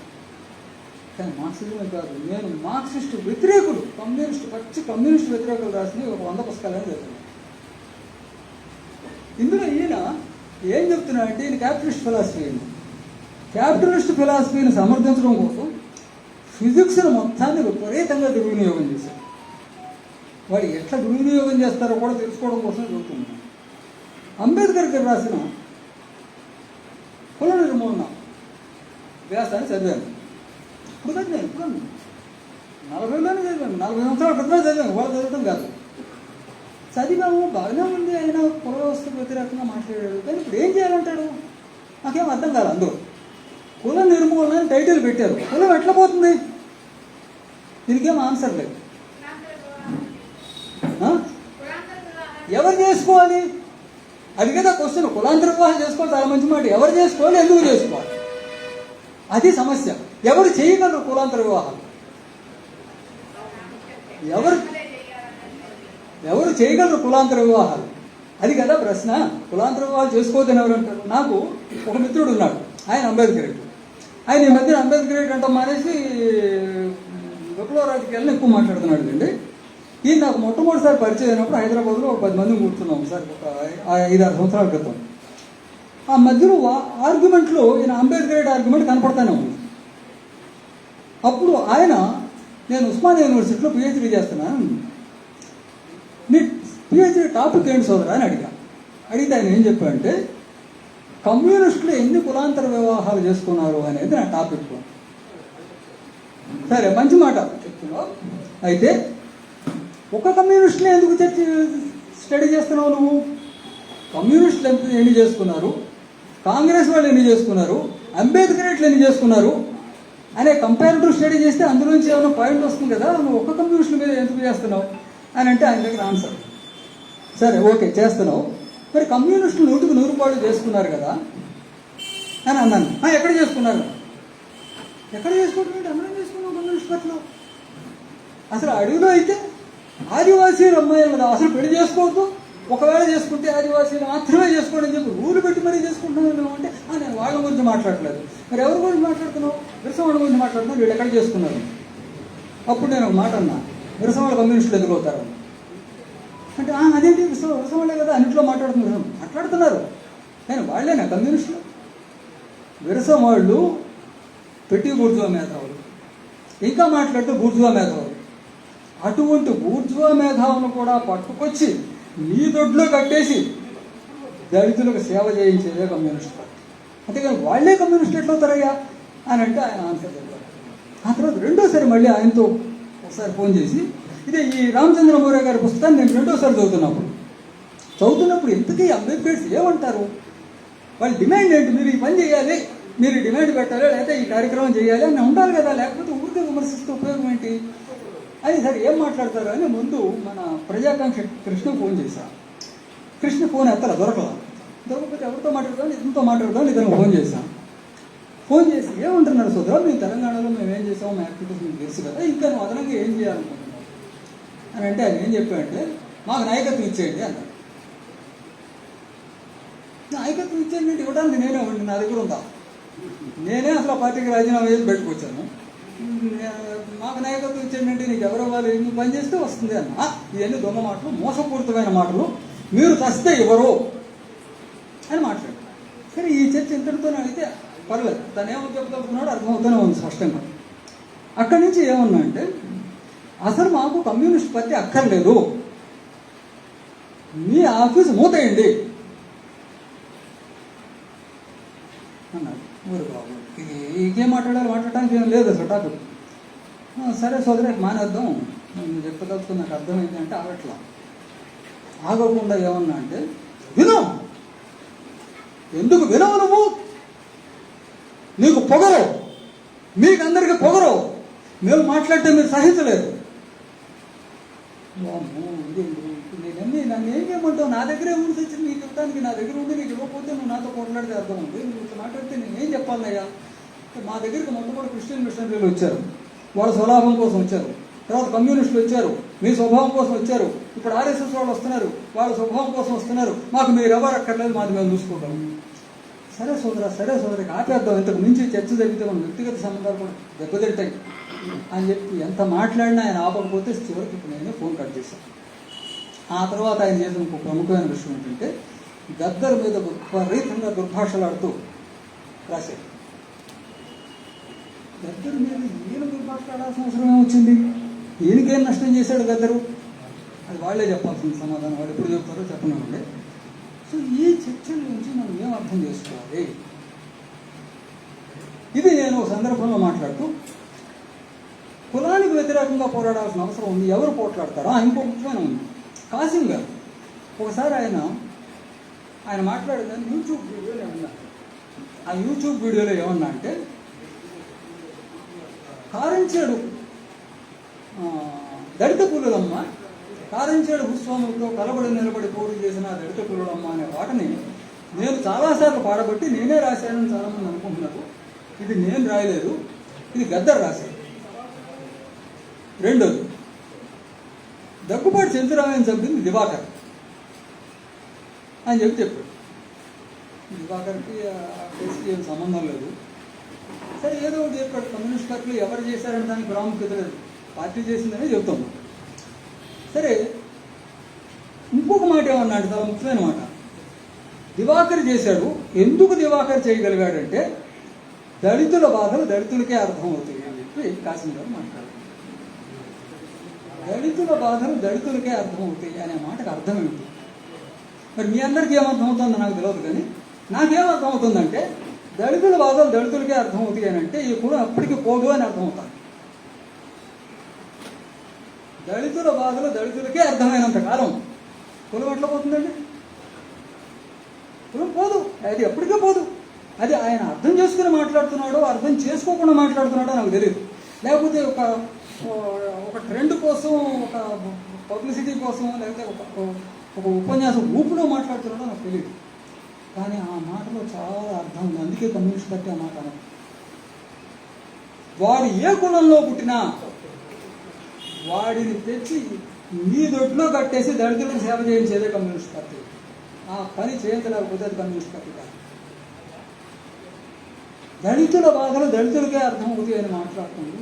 అందుకే ఇవాళ మాల సంఘాలు, మాదిక సంఘాలు ఫేస్బుక్లో మధ్యన మాల రంజా కొడక నేనేం చేస్తానంటే అని ఒకడంటే, మాల రంజా ఉండా నేనేం చేస్తానంటే అచ్చి భూతం పెట్టుకునే పరిస్థితి ఎందుకు వచ్చింది? ఎక్కడి నుంచి వచ్చింది? ఇది ఎప్పుడు కమ్యూనిస్ట్ పార్టీలో రావాలి. మరి కమ్యూనిస్ట్ పార్టీ కులాన్ని ఎట్లా పోగొట్టాలి?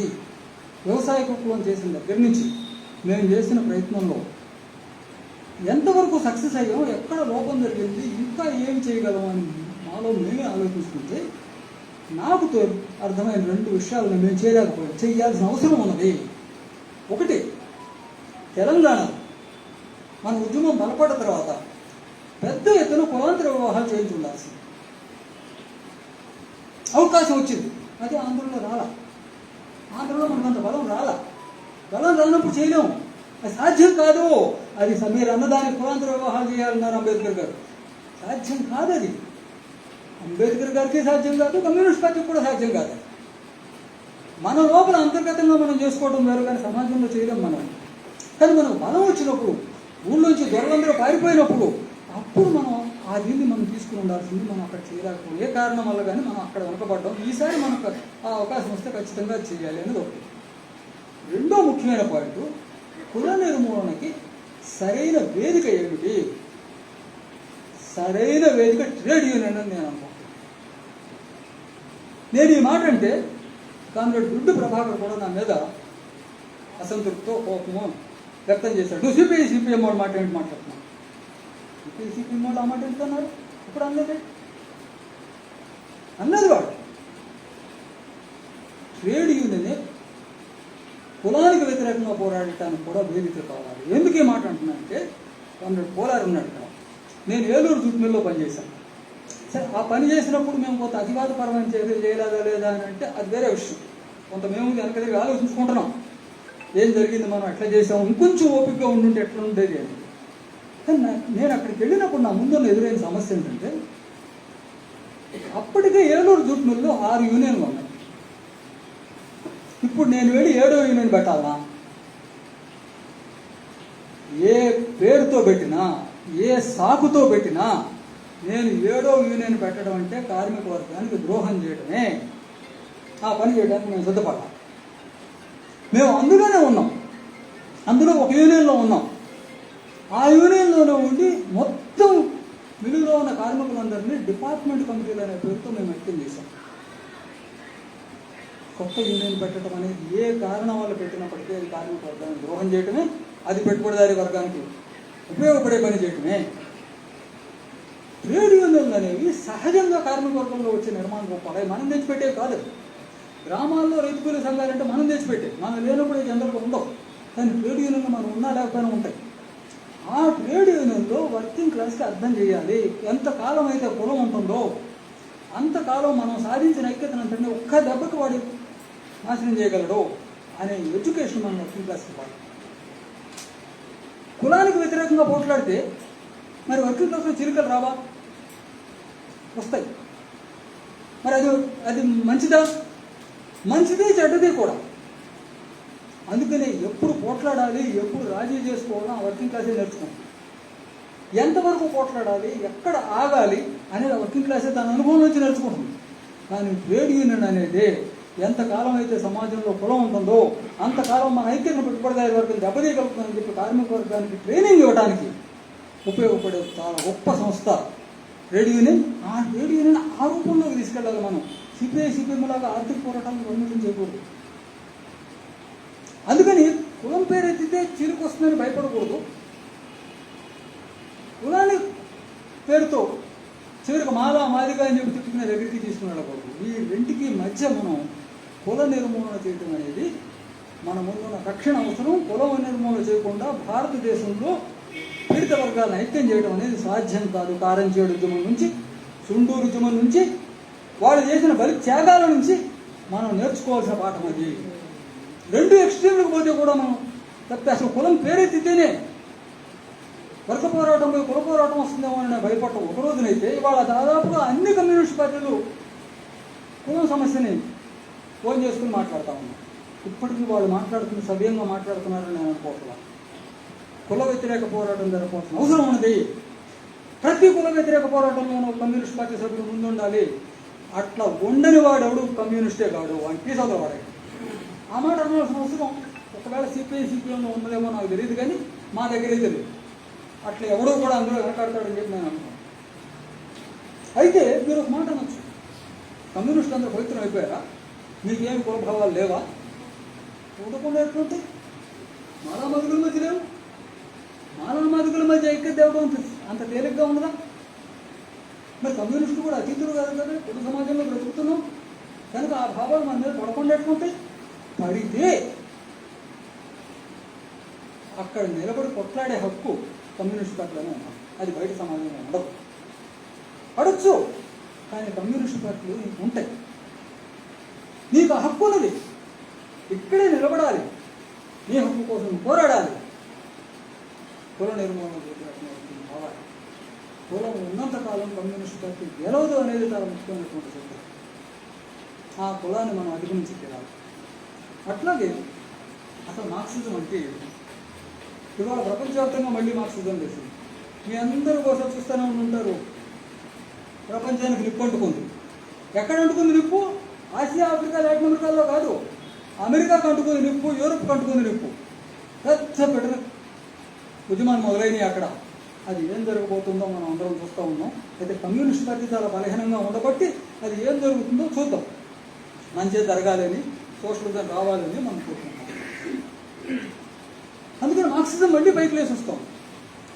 మార్క్సిజం ఒక విశిష్టత ఏంటి? ప్రపంచ చరిత్రలో విప్లవకారుల్లో మార్క్స్ మొదటివాడు కాదు, చివరివాడు కాదు. మార్క్స్కి ఒక విశిష్టత ఉంది. స్పార్టకస్ కాలం నుంచి ఇంకా అంతకన్నా ముందు నుంచి బానిస తిరుగుబాటు జరుగుతూనే ఉన్నాయి. ఇది మన దేశంలో చార్వాకుడు, శూద్ర శంభూకుడు, ఎప్పటి నుంచో ఉద్యమాలు ఉన్నాయి. గౌతమ బుద్ధుడు, ఈ ఉద్యమాలన్నీ ఉన్నాయి. ఈ ఉద్యమాలన్నిటికీ మార్క్సిజానికి ఉన్న తేడా ఏంటంటే, మార్క్స్ శ్రామిక వర్గానికి ఒక తత్వశాస్త్రాన్ని అందించాడు. తత్వశాస్త్రాన్ని అందించాడు.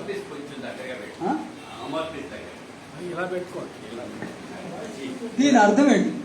మార్క్స్ తత్వశాస్త్రాన్ని అందించాడంటే అర్థం ఏంటి?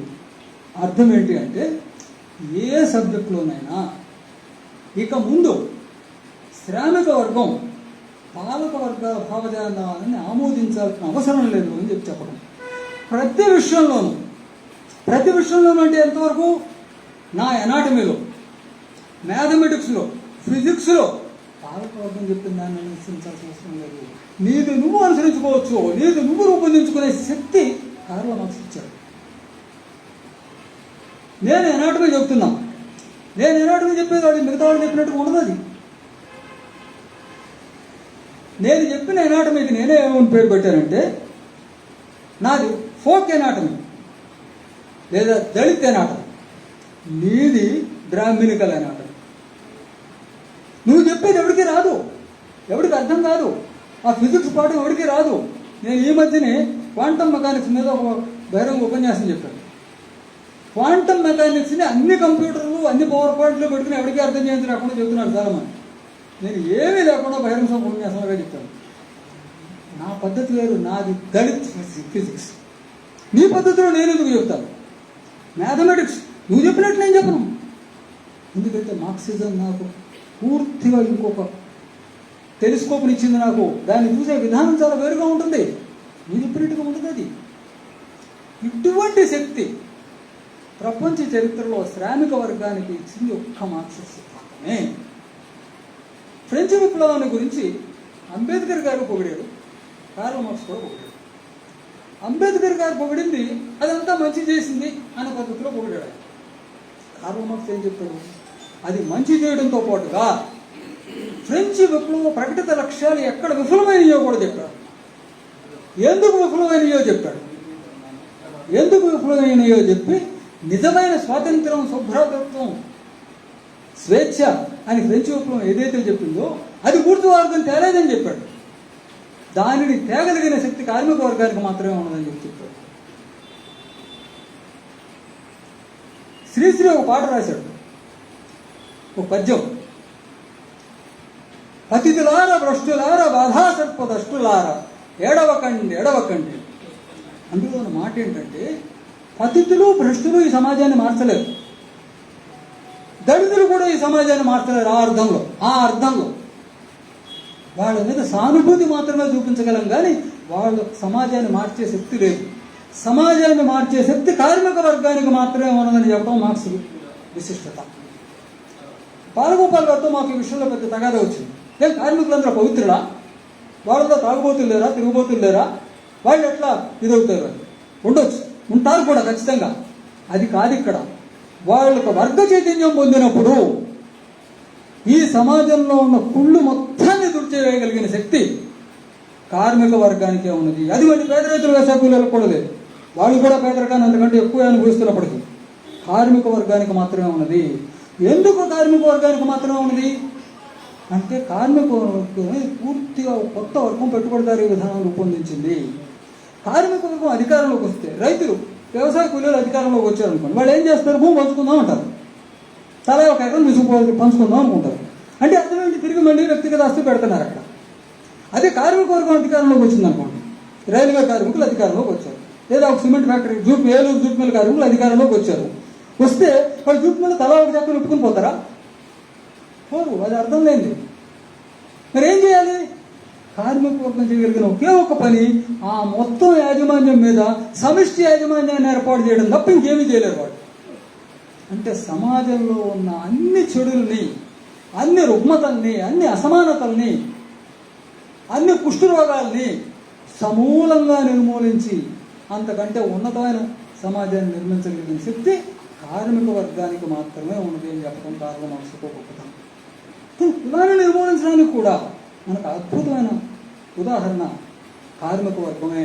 కార్మిక వర్గం ఏర్పాటు చేసుకున్నటువంటి ట్రేడ్ యూనియన్ సంస్థలే ఉదాహరణ. అయితే కార్మికులు ఉన్నంత మాత్రం వాళ్ళ కులం పోయిందో పోదు.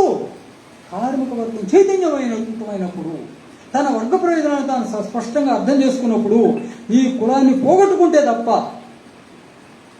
నా ప్రయోజనాలు నెరవేరవని చెప్పి కార్మిక వర్గం గుర్తించిన రోజున వాళ్ళు దాన్ని నిర్మూలించగలిగిన శక్తిని పొందుతారు. అందుకని ట్రేడ్ యూనియనే ఒక మంచి నిర్మాణ రూపం కూడా. అయితే ఇప్పుడున్నటువంటి ట్రేడ్ యూనియన్లు కావు. మన నాయకత్వంలో నూతన తరహా ట్రేడ్ యూనియన్లు మనం నిర్మించగలిగితే, సమాజానికి మార్గదర్శిగా ఉండగలిగినటువంటి ట్రేడ్ యూనియన్ని మనం నిర్మించగలిగితే, ఆ క్రమంలో మాత్రమే కుల నిర్మూలన అనేది సాధ్యపడుతుంది. సాంస్కృతిక విప్లవం గురించి కళ్యాణరావు గారు మాట్లాడిన నాకు వచ్చిన అసంతృప్తి ఎందుకంటే, సాంస్కృతిక విప్లవం ముఖ్యంగా భారతదేశానికి అన్వయించినప్పుడు ఏం చెప్పాలి? సాంస్కృతిక విప్లవం సారాంశం ఏంటంటే, ఒక మాటలో, కమ్యూనిస్టు పార్టీ అధికారంలోకి వచ్చినంత మాత్రాన తెల్లవారే సమస్యలన్నీ పరిష్కారం కావు. సోషలిజంలో కూడా వర్గాలు, వర్గ పోరాటం ఉంటాయి. పాత భావజాలం, చెడు భావజాలం, ఫ్యూడల్ భావజాలం ఇంకా చాలా కాలం పాటు కొనసాగుతుంది. దానికి వ్యతిరేకంగా కూడా పోరాటం చేయాల్సిన అవసరం ఉందని చెప్పింది చైనా సాంస్కృతిక విప్లవం. అంటే ఈ దేశంలో కులానికి వ్యతిరేకంగా జరగాల్సిన పోరాటం సాంస్కృతిక విప్లవంలో కానీ పరిపూర్తి కాదు. అయితే అప్పటిదాకా ఆగక్కర్లా, ఇప్పుడు మొదలుపెట్టాలి. ఇప్పుడు మొదలుపెట్టినప్పటికీ ఇప్పుడే పూర్తి కాదనేది కూడా మనం దృష్టిలో ఉంచుకోవాలి. ఎందుకు? కార్మిక వర్గానికి రాజ్యాధికారం రానంత వరకు మనం ఎంత ప్రయత్నం చేసినా ఆ ప్రయత్నానికి చాలా పరిమితం. అందుకే రాజ్యాధికారం కావాలంటున్నాం. కళ్యాణరావు గారు ఒక దగ్గర ఒక మంచి మాట చెప్పారు, ఒక వ్యాసంలో రాశారు ఆయన.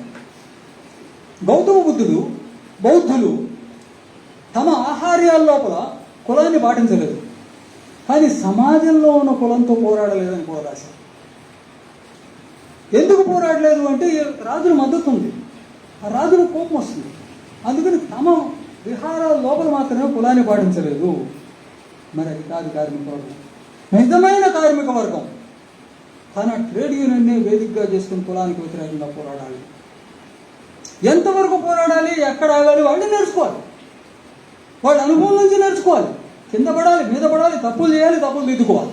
ఇంకో మార్గం ఏమీ లేదు, షార్ట్ కట్ మార్గం, ఇంకో మార్గం ఏమీ లేదు. అందుకని కారంచేడు ఉద్యమం ఇది మొదటిది కాదు, చివరిది కాదు, కానీ ఒక మూల మలుపు.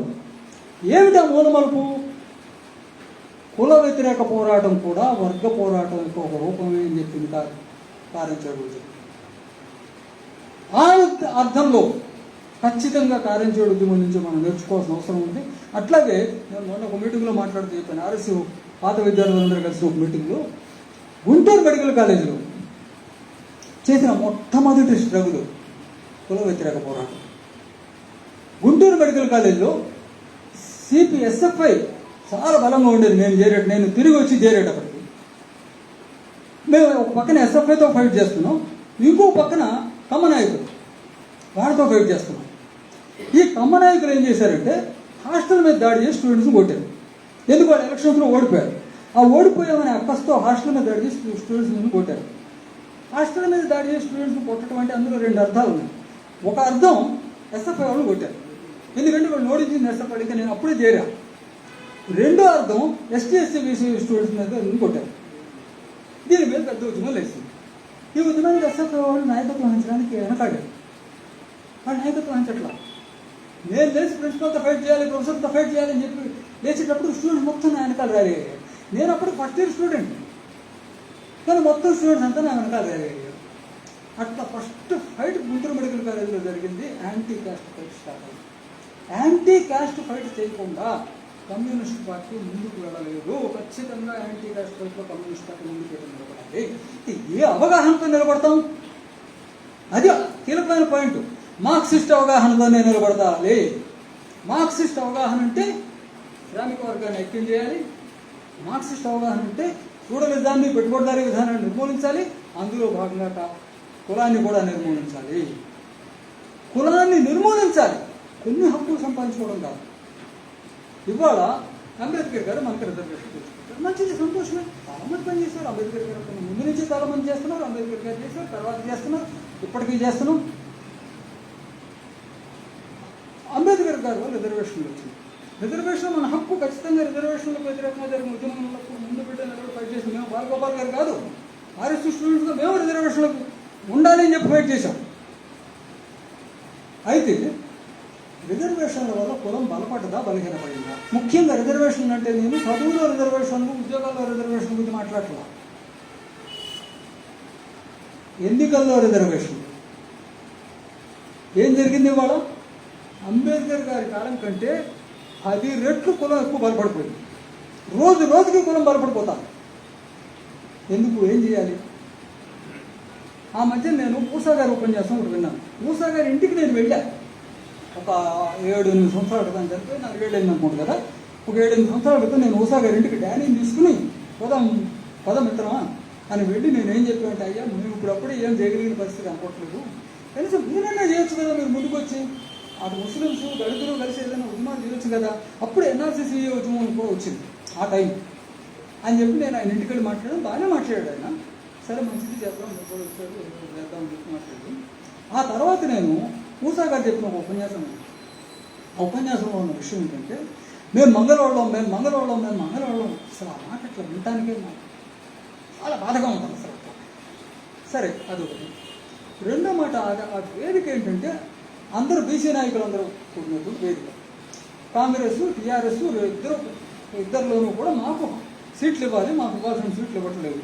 అందులో ఈయనేమంటా అంటే, మేము మంగళవాళ్ళం, ఏ ఊళ్ళో అయినా మా మంగళవాళ్ళు 5 కుటుంబాలు 10 కుటుంబాల కంటే ఉండవు, అందుకని మాకు ఎక్కడా సీట్ ఇవ్వట్లేదు, కానీ మాకు నియోజకవర్గం వారీగా మా జనాభా ఎంత అని కాదు, మొత్తం రాష్ట్రంలో మా జనాభా ఎంత అని లెక్క తీసి ఆ ప్రాతిపదికన మాకు కూడా సీట్లు ఇవ్వాలి. దీని మీద మేమేం మాట్లాడాలి? మాకు అసలు గొడవే లేదు. అందులో ఎవరు ఇవ్వాలి సీట్లు? కాంగ్రెస్ వాళ్ళు, టీఆర్ఎస్ వాళ్ళు ఇవ్వాలని నేను మాట్లాడుతున్నాడు. మనమేం చేయాలి? నాకేం సంబంధం నేను గొడవ ఇదంతా. కాంగ్రెస్ వాళ్ళు, టీఆర్ఎస్ వాళ్ళు ఇస్తే ఏం జరుగుతుంది? నేను ఇంకొక 2 ఉదాహరణ చెప్తాను. నాకు బాగా తెలిసిన 2 ఎస్సీ ఎస్టీ నాయకులు బూర్జా రాజకీయాల్లో ఉన్నారు. గుంటూరు జిల్లాలో ఉన్నాడు ఒక మాణిక్యవర ప్రసాద్ గారు, నేటివిటీ గుంటూరే అయినా అరకు ఎమ్మెల్యేగా గెలిచినటువంటి కుంభా రవిబాబు గారు. వీళ్ళిద్దరితో నాకు అనుబంధం ఏంటంటే, ఆరెంజేడ్ కేసు మా నెత్తి మీద బాగా సీరియస్గా వచ్చినప్పుడు మాకు చాలా మంచి సహాయం చేశారు. మా కోసం ముఖ్యంగా రవిబాబు అయితే చాలా గట్టిగా ఫైట్ చేశారు. ఫైట్ చేసి టాడా డిలీట్ చేయడంలో రవిబాబు పాత్ర చాలా ఉంది. మాణిక్యవర ప్రసాద్ గారు కూడా చేశారు.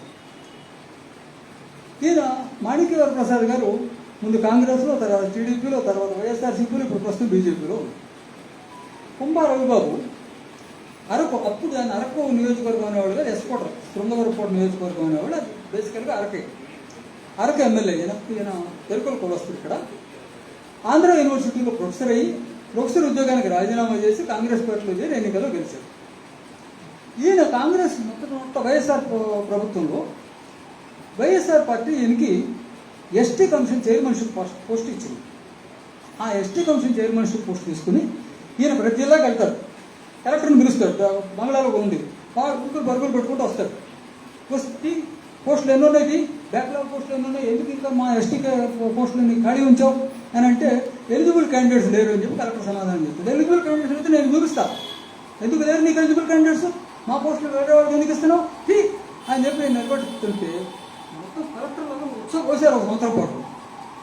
అప్పుడు ఈయన బలంగా వైఎస్ఆర్ దృష్టిలో పడ్డాడు. అమ్మ బాబు, వీడు మామూలుడు కాదురా, వీడికి మళ్ళీ సీట్ ఇస్తే వీడు ఇంకొక అంబేద్కర్ అయిపోయే ప్రమాదం ఉంది అని చెప్పి వాడు గుర్తించి నెక్స్ట్ ఎలక్షన్లో ఈయనకి సీట్ ఇవ్వాలి. ఈయనకి సీట్ ఇవ్వకుండా ఆ అరకు నియోజకవర్గాన్ని, ఆ రోజు కూడా నేను అక్కడే ఉన్నాను, ఆ అరకు నియోజకవర్గాన్ని ఎందుకు పనికిరాని ఒక లేడీ క్యాండిడేట్కి ఇచ్చారు. ఈయన పోయి వైఎస్ఆర్ని అడిగితే, తప్పలేదు బ్రదర్, నెక్స్ట్ ఎన్నికల్లో నీకు తప్పకుండా చూస్తా, అయితే ఎమ్మెల్సీ చూసుకో, ముందు పార్టీని పవర్లోకి రాని అని ఏదో చెప్పాడు. ఈయన అది భరించలేక ఇండిపెండెంట్గా పోటీ చేశాడు. గెలవలేదు, కానీ చాలా పెద్ద ఓట్లు సంపాదించాడు అధికార పార్టీలకు వ్యతిరేకంగా ఇండిపెండెంట్గా. ఆ తర్వాత టీడీపీలో చేరాడు, ఆ తర్వాత వైఎస్ఆర్సీపీలో చేరాడు. ఇప్పుడు ఇంకా వైఎస్ఆర్సీపీలో ఉన్నాడు అనుకుంటా. ఆయన చేరని పార్టీ లేదు. ప్రతి వాడు ఎన్నికల రోజు వరకు, నామినేషన్ రోజు వరకు మీరు సీట్ ఇస్తానని చెప్పి వాగ్దానాలు చేస్తారు. తీరా నామినేషన్ రోజు నేను కావాలి. ఎందుకంటే నిజంగా గట్టాడు, ఈయన వాళ్ళ కోసం పనిచేస్తాడు. ఇది తతంగా నడుస్తాం. ఏమవుతుంది దళితులకి ఆ పార్టీల్లో? డొక్కా మాణిక్యవర ప్రసాద్ గారు ఆయన ఏమంటారంటే, విజయ్ కుమార్ నీకు అర్థం కావట్లేదు, ఎందుకంటే మేమేమీ చేయలేము, మాది గురికి ఇంకో స్థానమే లేదు ఇక్కడ, మీరు చెప్పేదే నిజం, కానీ మీరు చెప్పేది చేయలేక మేము ఇందులో చేరాం, మా చుట్టూ 4 చేరారు, వాళ్ళకి ఏదో ఒకటి మేము చేసి పెట్టాలి, సీట్లో ఉంటే తప్ప చేసి పెట్టలేం. మా వేరే కులస్తులైతే పార్టీ ఓడిపోయినా నెక్స్ట్ ఎలక్షన్లో మళ్ళీ వస్తుందని వెయిట్ చేస్తూ ఉంటారు, కానీ మాకు ఆ అవకాశం కూడా లేదు. ఎప్పటికప్పుడు అధికార పార్టీలో ఉండకపోతే మనకు కొంచెం కూడా స్థానం ఉండదు. ఎప్పటికప్పుడు అధికార పార్టీలో ఏ పార్టీ ఉంటే ఆ పార్టీలో పోవాల్సిందే. ఇది దళితులు నిజమైన స్థానం ఇక్కడ అని మా దగ్గర ఓపెన్గా మాట్లాడు. మరి ఇది ఉద్యోగ పార్టీలు మనకి ఇచ్చింది, ఇది ఎన్నికల రిజర్వేషన్ మనకి ఇచ్చింది.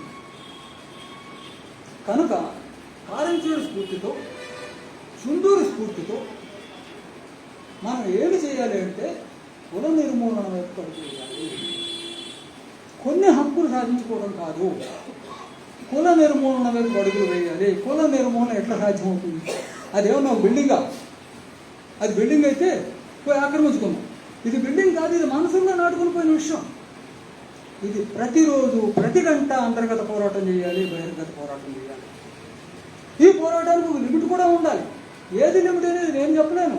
అక్కడ వర్కింగ్ క్లాసే నిర్ణయించుకోవాలి, ఎక్కడ పోరాటం చేయాలి, ఎక్కడ ఆగాలి, ఎప్పుడు రాజీ పడాలి, ఎప్పుడు రాజీ పడకుండా పోరాటం చేయాలో కూడా నేర్చుకుని నిజమైన శ్రామిక వర్గ ఐక్యత, అవసరాల కోసం శ్రామిక వర్గ ఐక్యత సరిపోదు. నిజమైన శ్రామిక వర్గ ఐక్యత పునాది మీద కుల నిర్మూలన సాధ్యమైతేనే అంతకన్నా పెద్దది రాజ్యాధికారానికి వెళ్ళగలుగుతాం. ఆ రాజ్యాధికారం వచ్చిన తర్వాతనే దీన్ని సంపూర్ణంగా నిర్మూలించగలుగుతాం. కనుక దీన్ని వాయిదా వేయాల్సిన సబ్జెక్టు కాదు. అందుకని చెప్పి కుల నిర్మూలన పెడుతూ మనలోనే మనం చిలుక తెచ్చుకోవాల్సిన సబ్జెక్టు కాదు. ఈ రెండింటిలో ఏది చేసినా కూడా ఇది తప్పు. అందుకని మీ అందరినీ నేను మళ్ళీ ఒకసారి వ్యవసాయ గొప్పం పుస్తకం చదవమని, ఆ పుస్తకం చదివి ఇందులో ఈ లోపం ఉన్నది, ఉంది ఒక లోపం నాకు ఉంది, నేను చెప్పను, మీరే చెప్తురు గారు, ఇందులో ఈ లోపం ఉన్నది, దీనిని మించి ఇది చేద్దాం అని ఎవరు మాట్లాడినా అది చాలా ఆహ్వానించదగ్గటువంటి పరిణామం. కులాన్ని గురించి ఆ పద్ధతిలో చర్చించడం ఆరోగ్యకరమైన విషయం అవుతుంది. ఆ పద్ధతిలో కాకుండా మాదిగానో మరొకరిని తగులాడుతుంటే ఇది ఎంత దుర్గతి మనకి తీసుకొస్తుందో మనం ఇక్కడ కళను చూస్తూ ఉన్నాం. అది ఇంకా దగ్గర. అందుకని కమ్యూనిస్ట్ పార్టీలో అనేక లోపాలు వచ్చినాయి, అనేక డీవియేషన్స్ వచ్చినాయి. ఇందులో ఉమ్మడి కమ్యూనిస్ట్ పార్టీ కాలంలో కులం సమస్య మీద చేయాల్సింది చేయలేదు. కానీ ఆ తర్వాత జరిగినటువంటి ఉద్యమాల్లో అసలు ఇవాళ మేము ఉన్నప్పుడే, మేము ఆర్ఎస్లో పనిచేస్తున్నప్పుడే కరీంనగర్ ఆదిలాబాదులో మాలే పార్టీ అంటే మాల పార్టీ అనేవారు. ఇది మేము గర్వంగా తీసుకున్నాం, ఎందుకంటే ఉన్నదంతా వాళ్ళేనండి. RS general secretary doctor Gopinath SC, ఆర్బైఎల్ అధ్యక్షుడు కామ్రేడ్ వర్ధన్ రావు ఎస్సీ, రైతు కూలీ సంఘం అధ్యక్షుడు కామ్రేడ్ గంజి రామారావు గారు చాలా గౌరవించదగ్గ వ్యక్తి. విరసానికి 2 కార్యదర్శులు ఎస్సీ. జననాట్య మండలిలో అయితే పైనుంచి దాకా మొత్తం ఎస్సీ. ఒక ప్లాన్ ప్రకారం పీపుల్స్ వార్ పార్టీ అప్పటి రాడికల్ సంఘాలు అట్టడుగు వర్గాల నుంచి వచ్చిన వాళ్ళనే నాయకత్వంలో తీసుకుని రావాల్సిన అవసరం ఉన్నది అని చెప్పి తీసుకొచ్చింది. పూర్తయిందా? పూర్తి కాదా? ఇంకా చాలా జరగాల్సిన అవసరం ఉంది. అందుకని కుల నిర్మూలన అంటే ఎవరు ఇంకో మాట నేను ఒక మాట చెప్పాను, ఏం చేయాలి పుస్తకంలో ట్రేడ్ యూనియన్ ఏంటి, కమ్యూనిస్ట్ పార్టీ ఏంటి అని అంటూ, ట్రేడ్ యూనియన్లు అనేవి కార్మికుల జీవితంలో సహజంగా పుట్టుకొస్తాయి. ఎక్కడ కార్మికులు ఉంటే, ఎక్కడ ఫ్యాక్టరీ ఉంటే అక్కడ ట్రేడ్ యూనియన్ ఆటోమేటిక్గా పుడుతుంది, కమ్యూనిస్ట్ అవసరం. కానీ మార్క్సిస్ట్ సిద్ధాంతం ఎక్కడి నుంచి వచ్చింది, సోషలిజం సిద్ధాంతం ఎక్కడి నుంచి వచ్చింది? బూర్జువా మేధావులు అయినటువంటి మార్క్స్ ఎంగిల్స్ బూర్జువా మేధావులు నేను అంటలేదండి, లేనే అన్నాడు. అంటే ఆ అర్థంలో పుట్టారనే అర్థంలో అన్నాడు. బూర్జువా మేధావులైనటువంటి మార్క్స్ ఎంగిల్స్ సామాజిక శాస్త్రాలను పరిశోధించడం ద్వారా సృష్టించినటువంటి సోషలిస్ట్ సిద్ధాంతం. ఇది కార్మికుల జీవితం నుంచి సహజంగా రాదు, ట్రేడ్ యూనియన్ సహజంగా వస్తుంది. అందుకని కార్మికులకు మనం ఏం చెప్పాలంటే, కార్మికులు పడుతున్న బాధలు ఏంటో మనం వాళ్ళకి చెప్పాల్సిన అవసరం లేదు, వాళ్ళకే మనకంటే బాగా తెలుసు. మరి మనమేం చెప్పాలంటే, ఇతరులు ఎట్లా బ్రతుకుతున్నారో చెప్పాలి, ఇతరుల జీవితానికి నీకు ఉన్న సంబంధం ఏంటో చెప్పాలి. అమెరికాలో ట్రంప్ గారు టారిఫ్లు ఎందుకు వేస్తున్నాడో చెప్పాలి. అది కార్మికుడికి తనకైతే అర్థం కాదు. ఆ పని కమ్యూనిస్ట్ పార్టీ ట్రేడ్ యూనియన్స్లో చేయాల్సిన అవసరం ఉంది. దీన్ని మనం ఈ కులం సమస్యకు అనుమతించుకుంటే అంటరాని తనాన్ని గురించి దళితులకు ఇతరులు వచ్చి చెప్పాల్సిన అవసరం లేదు, వాళ్ళకే బాగా తెలుసు. మరి ఇతరులు ఏం చెప్పాలి? ఇతరులకు ఉన్న బాధలు ఏంటో చెప్పాలి. కులం ఎట్లా నిర్మూలన అవుతుందో చెప్పాలి. కులం దళితుల నుంచి నిర్మూలన కాదు ఎప్పటికీ. ఇతరులతో కలవడం, కుల నిర్మూలన అంటేనే అర్థం ఇతరులతో కలవడం. ఇతరులతో ఎందుకు కలవాల్సిన అవసరం ఉంది? ఎవరికి కలవాల్సిన అవసరం ఉంది? దళితులకు కాదు, వాళ్లకు ఉందని చెప్పాలి. నువ్వు కార్మికుడుగా నీ హక్కును సాధించుకోవాలంటే నువ్వు దళితులతో కలవాలి అని చెప్పాలి. నీ ప్రయోజనాలు నీ కులపాలతో లేవు, నీ ప్రయోజనాలు దళితులతో కలవకుండా ఉన్నాయని చెప్పి వాళ్ళకి చెప్పి అర్థం చేయించాలి. అంటే కుల నిర్మూలన కోసం ఇతరులకు చెప్పాల్సిన అవసరం ఉంది. కులాన్ని దూరం చేసుకుంటే, కులాన్ని వేరు చేసుకుంటే కుల నిర్మూలన అవుతుంది. అది ఎప్పటికీ కుల నిర్మూలన కాదు. కుల నిర్మూలన అంటేనే కులాలు కలిసిపోవటం. ఆ కలిసిపోవటానికి చక్కటి వేదికే ట్రేడ్ యూనియన్ ఉద్యమాలు. ఆ కలిసిపోవడానికి చక్కటి వేదికే విశాలమైనటువంటి ప్రజా ఉద్యమాలు. ఆ ప్రజా ఉద్యమాల్లో మొట్టమొదటి ప్రారంభమైన ఆర్థిక పట్ల కోర్టు కోసం ప్రారంభం కావచ్చు, కానీ అక్కడికి ఆగకూడదు. సర్కార్ జిల్లాలో అయితే ఇక్కడ ఆర్థిక పోరాటాలు జరగల, పెద్ద చెప్పుకోదగ్గ మేము పెద్ద ఉద్యమాలు కొన్ని చేసుకోవాలా, చేసినప్పటికీ చెప్పుకోదగ్గ ఉద్యమాలు సర్కార్ జిల్లాలో జరగల. సర్కార్ జిల్లాలో ఆత్మాభిమాన ఉద్యమం వచ్చింది, అది కూడా వర్గపోవడం ఇంకొకమే. దానిని ఫోన్ చేసుకుంటూ, అయితే దానిని దళితుల్ని ఐసోలేట్ చేసే వైపు తీసుకెళ్ళకూడదు, కుల నిర్మూలన వైపు తీసుకెళ్ళాలి. దాన్ని వర్గ సంఘాలుగా మార్చడానికి తీసుకెళ్ళాలి. అందుకే ఫైనల్గా ఆ మధ్యన ఎప్పుడు హైదరాబాద్లో ఎవరో కొంతమంది మిత్రులు ఒక మీటింగ్ పెట్టారు. ఆ మీటింగ్ పెట్టి కులం మీద పెట్టారు. ఆ టాపిక్ నేను కూడా పాల్గొన్నాను. ఆ మీటింగ్లో ఒక ప్రొఫెసర్ గారు ఒక ఆయన వచ్చాడు. వచ్చి ఆయన ఉపన్యాసానికి నాకైతే మూర్చి వచ్చింది. ఎందుకంటే ఆయన చెప్పింది ఏంటంటే కులానికి డెఫినేషన్ 50 డెఫినేషన్లు చెప్పాడు. సోరీ బాబు, కులానికి డెఫినేషన్ ఎవరికి కావాలరా? అది ఎట్టబోతుందో చెప్పు. కావాల్సింది అది. కులానికి ఎవడేమన్నాడు, ఎవరి డెఫినేషన్ ఈ చెప్పేసి మనకెందుకు? అది కాదు కావాల్సింది. సింపుల్గా ఏం చెప్పొచ్చు అంటే వర్గాన్ని కులంగా మార్చాలని పాలక వర్గాలు ప్రయత్నం చేస్తున్నాయి. అర్థం చేసుకోండి బాగా. వర్గాన్ని కులంగా మార్చాలని పాలక వర్గాలు ప్రయత్నం చేస్తున్నాయి. కులాన్ని వర్గంగా మార్చాలని మనం ప్రయత్నం చేయాలి. వర్గ పోరాటం అంటే అర్థం అది. వర్గ పోరాటం అంటే ఆర్థిక ప్రయోజనాల కోసం పోరాటం మాత్రమే కాదు, కులాన్ని వర్గంగా మార్చడం వర్గ పోరాటం. అందుకే వ్యవసాయ కూలీలు అంటే దళితులే అయినప్పటికీ, 90% మంది దళితులే అయినప్పటికీ ఆ మాట ఎందుకు అనటం లేదు అని అంటే కులాన్ని వర్గంగా మార్చడం మన ముందున్న లక్ష్యం, వర్గాన్ని కులంగా మార్చడం వాళ్ళ ముందున్న లక్ష్యం. అందుకని మనువాదులు కోరుకుంటుంది అది, మనమేం కోరుకోవాలి. కారంచేడు స్ఫూర్తి నుంచి, చుండూరు స్ఫూర్తి నుంచి, కారంచేడు నిజమే 2000 మంది వచ్చి దాడి చేశారు. 2000 మంది ఊసుకోలేనా? కాదు, ఖచ్చితంగా అందరూ కూడా పేదవాళ్ళు ఉన్నారు. వాళ్ళందరూ మేము కమ్మవాళ్ళు అనే అహంకారంతో వచ్చి దాడి చేశారు. ఆ సందర్భంగా మనం ఫైట్ చేయక తప్పలా. అవతల పేదవాడు ఉన్నప్పటికీ కూడా ఫైట్ చేయక తప్పలేదు. ఇటువైపే ఉన్నాం. కానీ అంతిమంగా కులం పోవాలంటే కులాన్ని వర్గంగా మార్చినప్పుడే సాధ్యపడుతుంది తప్ప మరొక విధంగా కులం పోయే ప్రసక్తే లేదు. అది ఈ సందర్భంగా కారంచేడు జరిగి 40 ఏళ్ళు, చుండూరు జరిగి 35 ఏళ్ళు అయిన సందర్భంగా మనం నేర్చుకోవాల్సిన విషయం కేవలం హక్కుల కోసం పోరాటం కాదు, కుల నిర్మూలన కోసం పోరాడాలి. అంటే కులాన్ని వర్గంగా మార్చాలి. ఇది ఇంతకు ముందున్న అవకాశాల కంటే ఇవాళ ప్రపంచం మీరు వాళ్ళ పేపర్లో చూసినా, టీవీలో చూసినా, ఇంకా ఇంటర్నెట్లో చూస్తుంటే అమెరికా యూరోప్లో నిప్పుకుంటున్నాడు. అమెరికాకి ట్రంపే నిప్పు పెడుతున్నాడు.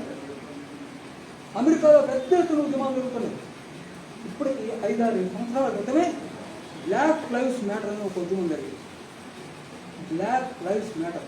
అప్పుడే నేను చెప్పాను, ఇండియాలో దళిత్ లైవ్స్ మ్యాటర్ అనే ఉద్యమం జరగాల్సిన అవసరం ఉంది. దళిత్ లైవ్స్ మ్యాటర్ అనే ఉద్యమం జరగాల్సిన అవసరం ఉంది. దేనికోసం? సోషలిజం కోసం, కుల నిర్మూలన కోసం జరగాల్సిన అవసరం ఉంది. అప్పుడే నేను ఒక మాట మాట్లాడాను. ఒక మిత్రుడు ఆయన మధ్య చనిపోయారు. ఆయన ఫోన్ చేసి, మాస్టారు అమెరికాలో విప్లవం వచ్చేట్టుంది, మీకేమైనా అభ్యంతరమా అని అంటే, బలపడే నాకేం అభ్యంతరం అన్నాడు.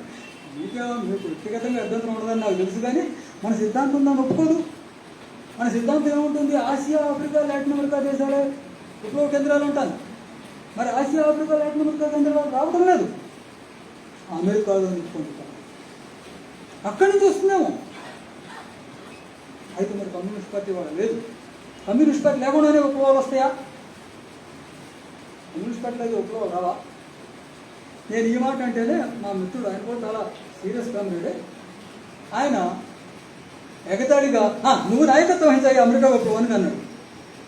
నేను కూల్గా చెప్పా, అయ్యా నువ్వు ఇండియా విప్లవానికి నాయకత్వం వహిస్తే నేను అమెరికా విప్లవానికి నాయకత్వం వస్తానులే, నువ్వు ఇండియా విప్లవానికే నాయకత్వం వహించలేదు. ఎగతాళి ఎందుకు? ఎగతాళి కాదు, కమ్యూనిస్ట్ పార్టీ లేదు అనేది ఎంత వాస్తవమో, అమెరికాలో జనం వీధుల్లోకి వచ్చేస్తున్నారనేది కూడా అంతే వాస్తవం. మరి ఇది ఎట్లా ఏ రూపం తీసుకుంటుందో నా దగ్గర జ్యోతిష్యం లేదు, నేను చెప్పలేను. కానీ ఏదో ఒకటి మంచి అయితే జరగబోతుందని చెప్పి నేను అనుకుంటున్నా. ఈ మంచి జరగబోతుంది అన్న వాతావరణం 60-70 సంవత్సరాలుగా నక్సల్బరి వచ్చిన తర్వాత మన అననుకూలమైన పరిస్థితుల్లో విపరీతమైన ప్రాణత్యాగాలు చేస్తున్నాం. మన పెద్దవాళ్ళ కామ్రేడ్ చరణ్తో సహా ఇవాళ అనుకూలమైన పరిస్థితులు ఏర్పడుతున్నాయి. ఈ అనుకూలమైనటువంటి పరిస్థితుల్లో ఎక్కడ ఏ చిన్న చీలికకి అవకాశం లేకుండా శ్రామిక వర్గం అంతా ఐక్యమై దృఢంగా నిలబడి ఇప్పటికే శ్రామిక వర్గం ప్రపంచ చరిత్రలో బ్రహ్మాండమైనటువంటి చరిత్ర సృష్టించుకుంటాయి. సోవియట్ యూనియన్లోను, చైనాలో కొంతే, అంతకంటే చాలా ఎక్కువ సోవియట్ యూనియన్. వాళ్ళు సాధించింది ఏంటి? సాధించలేకపోయింది ఏంటి? ఎందుకు దెబ్బతిన్నారు? ఒకసారి దెబ్బతిన్న సంబంధం శాశ్వతంగా దెబ్బతిన్నా తప్పదు. ఇవాళ అమెరికాలో రెవల్యూషన్ చేయకపోతే ముందు ట్రంప్ ఊరుకునేటట్లేడు. మరి ఈ పరిస్థితుల్లో రెవల్యూషన్ జరగాలంటే అక్కడ బ్లాక్స్కి వైట్స్కి ఏకం కావాల్సిన అవసరం ఉంది. దళిత్ లైవ్స్ మ్యాటర్ అనే ఉద్యమాన్ని నడిపింది. ఆ ఉద్యమం ఎక్కడెక్కడ వచ్చిందండి? మొట్టమొదటి అమెరికాలో జార్జ్ ఫ్లాయిడ్ అనే కుర్రాడు చనిపోవడంతో వచ్చింది. కానీ అంతకు ఆగల. అది ఇంగ్లాండ్లో వచ్చింది, ఫ్రాన్స్లో వచ్చింది, జర్మనీలో వచ్చింది, స్వీడన్లో వచ్చింది, స్కాండినేవియా దేశాల్లో వచ్చింది, ఆస్ట్రేలియాలో వచ్చింది. చాలా పెద్ద ఆశ్చర్యం ఏంటి, ఈ దేశాలన్నింటిలో బ్లాక్స్ ఎక్కడ ఉన్నారు?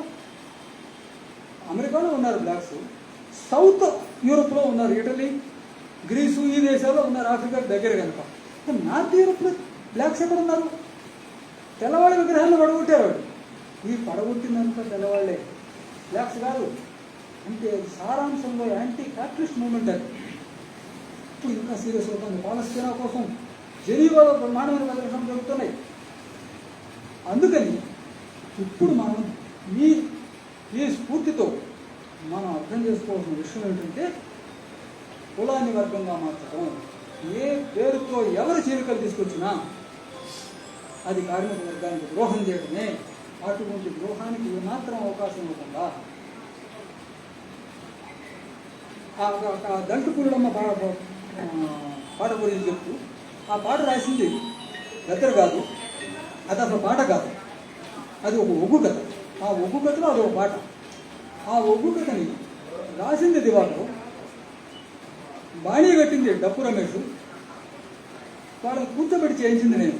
15 రోజులు మేము ఇదే గదివాడలో రూమ్లో కూర్చుని ఆ ఒగ్గు కథ తయారు చేసిన తర్వాత 80 ప్రదర్శనలు ఇప్పించాను నేను వెస్ట్ గోదావరిలో. ఎటువంటి ప్రదర్శనలు ఇవి? అప్పటికే మాకు బహిరంగ సభలు జరిగే అవకాశాలు పోయినాయి. రహస్య బహిరంగ సభలు జరిగాయి.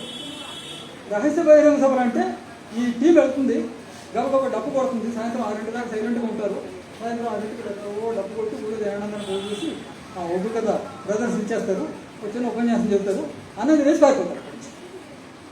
ఇట్లా 80 ప్రదర్శనలు వెస్ట్ గోదావరి తెప్పించాలి. అందుకని దళితుల బాధలు దళితులకే అర్థమవుతాయన్నమాట. అన్నంత మాత్రం నాకేం కోపం లేదు. అదేదో తప్పని చెప్పి రుజువు చేయాలని రాకపోవడం కూడా ఉంది. కానీ ఆ మాటలో ఒక తప్పు అర్థం ఉన్నది, ఒక ప్రమాదం ఉన్నది. ఈ కులం ఎప్పటికీ పోదు అనే ప్రమాదం ఉన్నది. అటువంటిది మనకు నష్టం చేసేటువంటి ఇవాళ బౌద్ధ ప్రపంచవ్యాప్తంగా వస్తున్నటువంటి మార్పుల్లో ప్రపంచవ్యాప్తమైన సంస్కృతం వస్తుందేమో, రావాలని కనీసం కోరుకుంటున్నాం. వస్తుందో రోజున గ్యారంటీగా చెప్పలేను, కానీ రావాలని కోరుకుంటున్నా.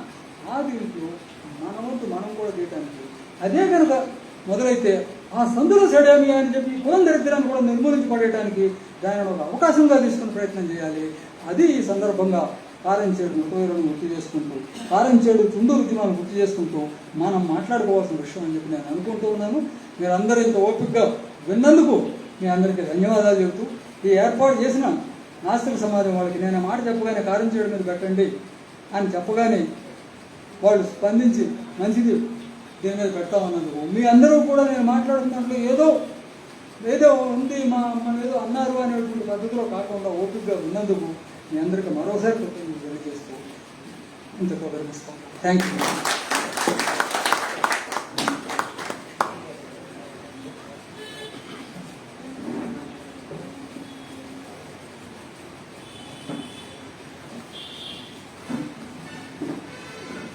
గారు, మీరు ఒక పాట పాడాల్సిందిగా కోరుతున్నాను.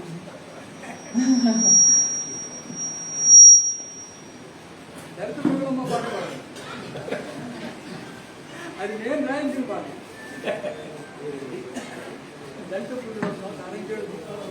హలో, ప్రజలందరికీ నమస్కారం.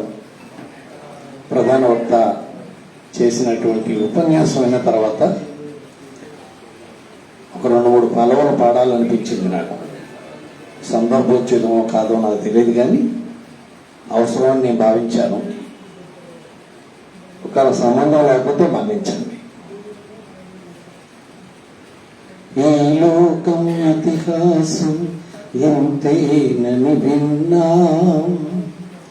తిరుగుబాటు చేయనిది మారదు అనుకున్నా, రాయి రాయి రాపిడిలో రగులుతుంది జ్వాల, రాయి రాయి రాపిడిలో రగులుతుంది జ్వాల, రాను రాను మాలో రగిలను విప్లవ జ్వాల, మిడతల్ల మంటల్లో మీ అంతం తథ్యం, జగతి నిండ విప్లవాల విజయ గీతి తథ్యం అన్నాడు ప్రతాప్ రెడ్డి. డాక్టర్ ఎస్వి సత్యనారాయణ చాలా పెద్ద పాట. వక్త గారు చెప్పిన దానికోసం ఒక పల్లవి చరణం తర్వాత నేను పాడదాం అనుకున్న పాటలోకి పెడతాను.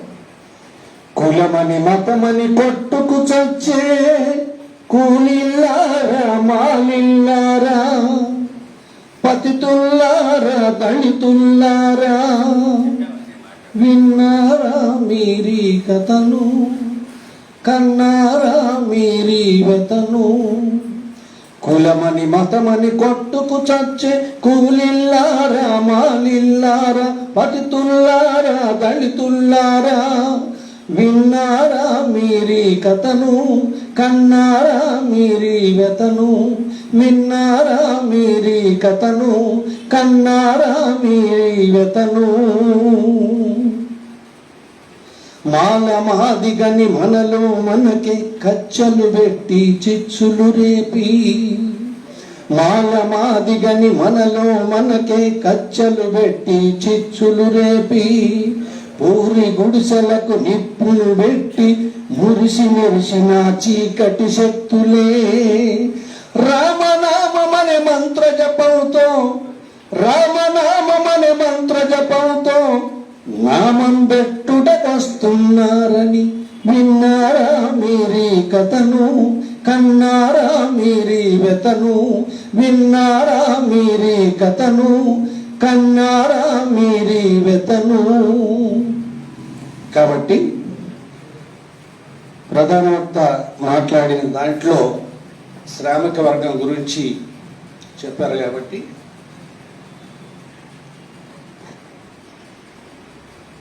రవిశాస్త్రి గారు రచించినటువంటి ఓ గీతం. గగనమంతా ఎర్రబారెను,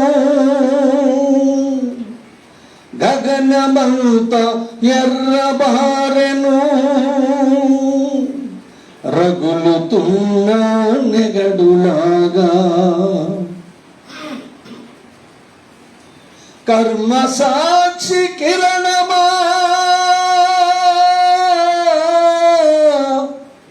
కర్మ సాక్షి కిరణమా, అతి కష్టదీవుల రుదిరమా.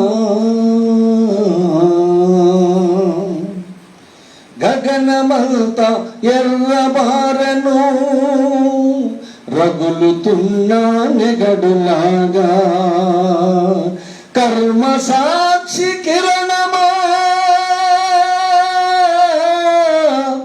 కర్మ సాక్షి కిరణమా, అది కష్టదీవుల రుదిరమా.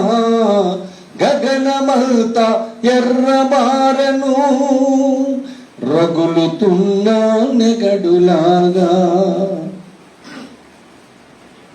పెద్దలు చెప్పింది చరణంలో, ప్రేమతత్వం శ్రామికత్వం మానవత్వం అసలు సత్యం.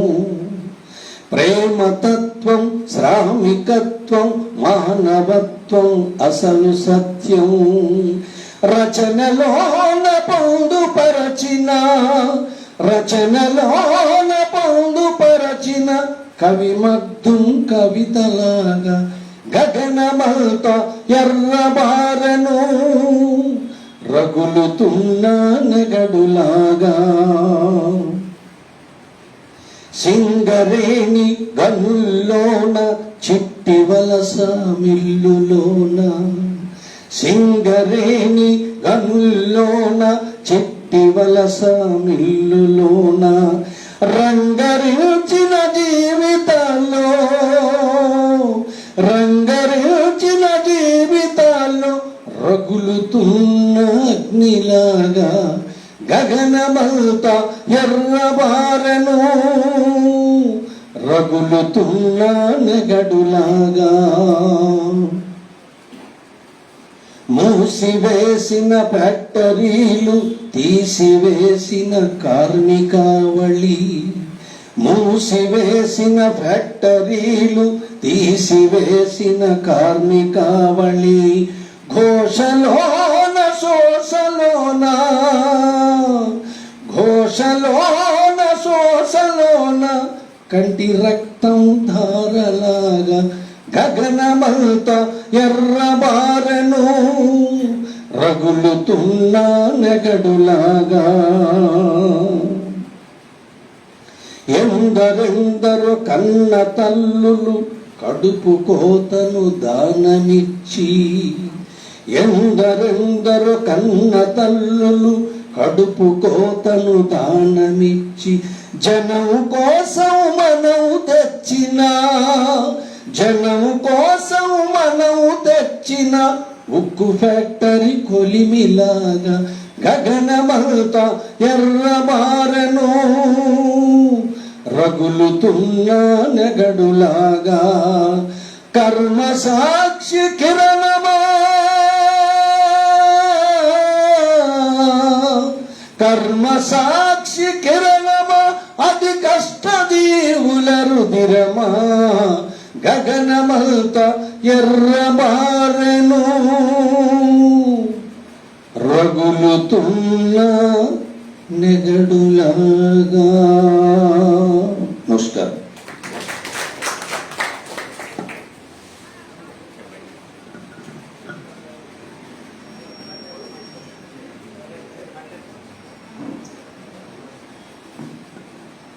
ఈ కుల నిర్మూలనకు సంబంధించి విజయ్ కుమార్ గారు చెప్పిన ఒపీనియన్ అంటే కుల నిర్మూలన జరగాలి అని అంటే కంపల్సరీ వర్గ పోరాటం ద్వారానే చేయటం ద్వారానే అది సాధ్యమవుతుందని సార్ చెప్పిన అభిప్రాయం మీద మీరేమైనా ప్రశ్నలు అడగదలుచుకుంటే సార్ని అడగచ్చు.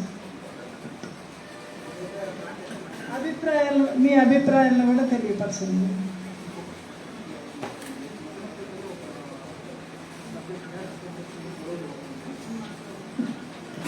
ఇంకొక ప్రకటన మేము ముందు చేద్దాం అనుకున్నాను. నేను మదనపల్లిలో అక్కడున్న అంబేద్కరేట్లు అక్కడున్న పాలకవర్గాలతో ఘర్షణ పడుతూ ఉన్నారు. అక్కడ బౌద్ధవనం అని చెప్పి ఒక కొండ మీద ఉన్నాం కదా అని బుద్ధుడి విగ్రహాన్ని పడగొట్టి దాన్ని అంతా చిందరవందర చేశారు. దాని మీద అక్కడ నాకు తెలిసి శివప్రసాద్ అనే యువకుడు నాయకత్వంలో అక్కడ ఒక ఉద్యమం మొదలైంది. దాని మీద శివప్రసాద్ని అరెస్టులు చేసి జైల్లో పెట్టారు. జైల్లో ఉండగానే ఈయనకి ఏదో హార్ట్ అటాక్ మైండ్గా వచ్చినట్టుంది. అక్కడి నుంచి యాంజియోగ్రామ్ చేశారు. ఇప్పుడేమో హౌస్ అరెస్ట్లో ఉన్నాడని చెప్పి తెలుస్తుంది. దాని మీద ఇక్కడ కూడా ఈరోజు ఏదో ప్రోగ్రాం జరిగింది. దాని పట్ల కూడా మనం అక్కడ ఉన్న అంబేద్కరేట్లు, దళితులు, అట్టడుగు వర్గాలు ఎవరైతే వాళ్ళు వాళ్ళకి సంఘీభావంగా మనం ఒక ప్రకటన చేయాలని చెప్పి నేను మిమ్మల్ని విజ్ఞప్తి చేస్తా ఉన్నాను.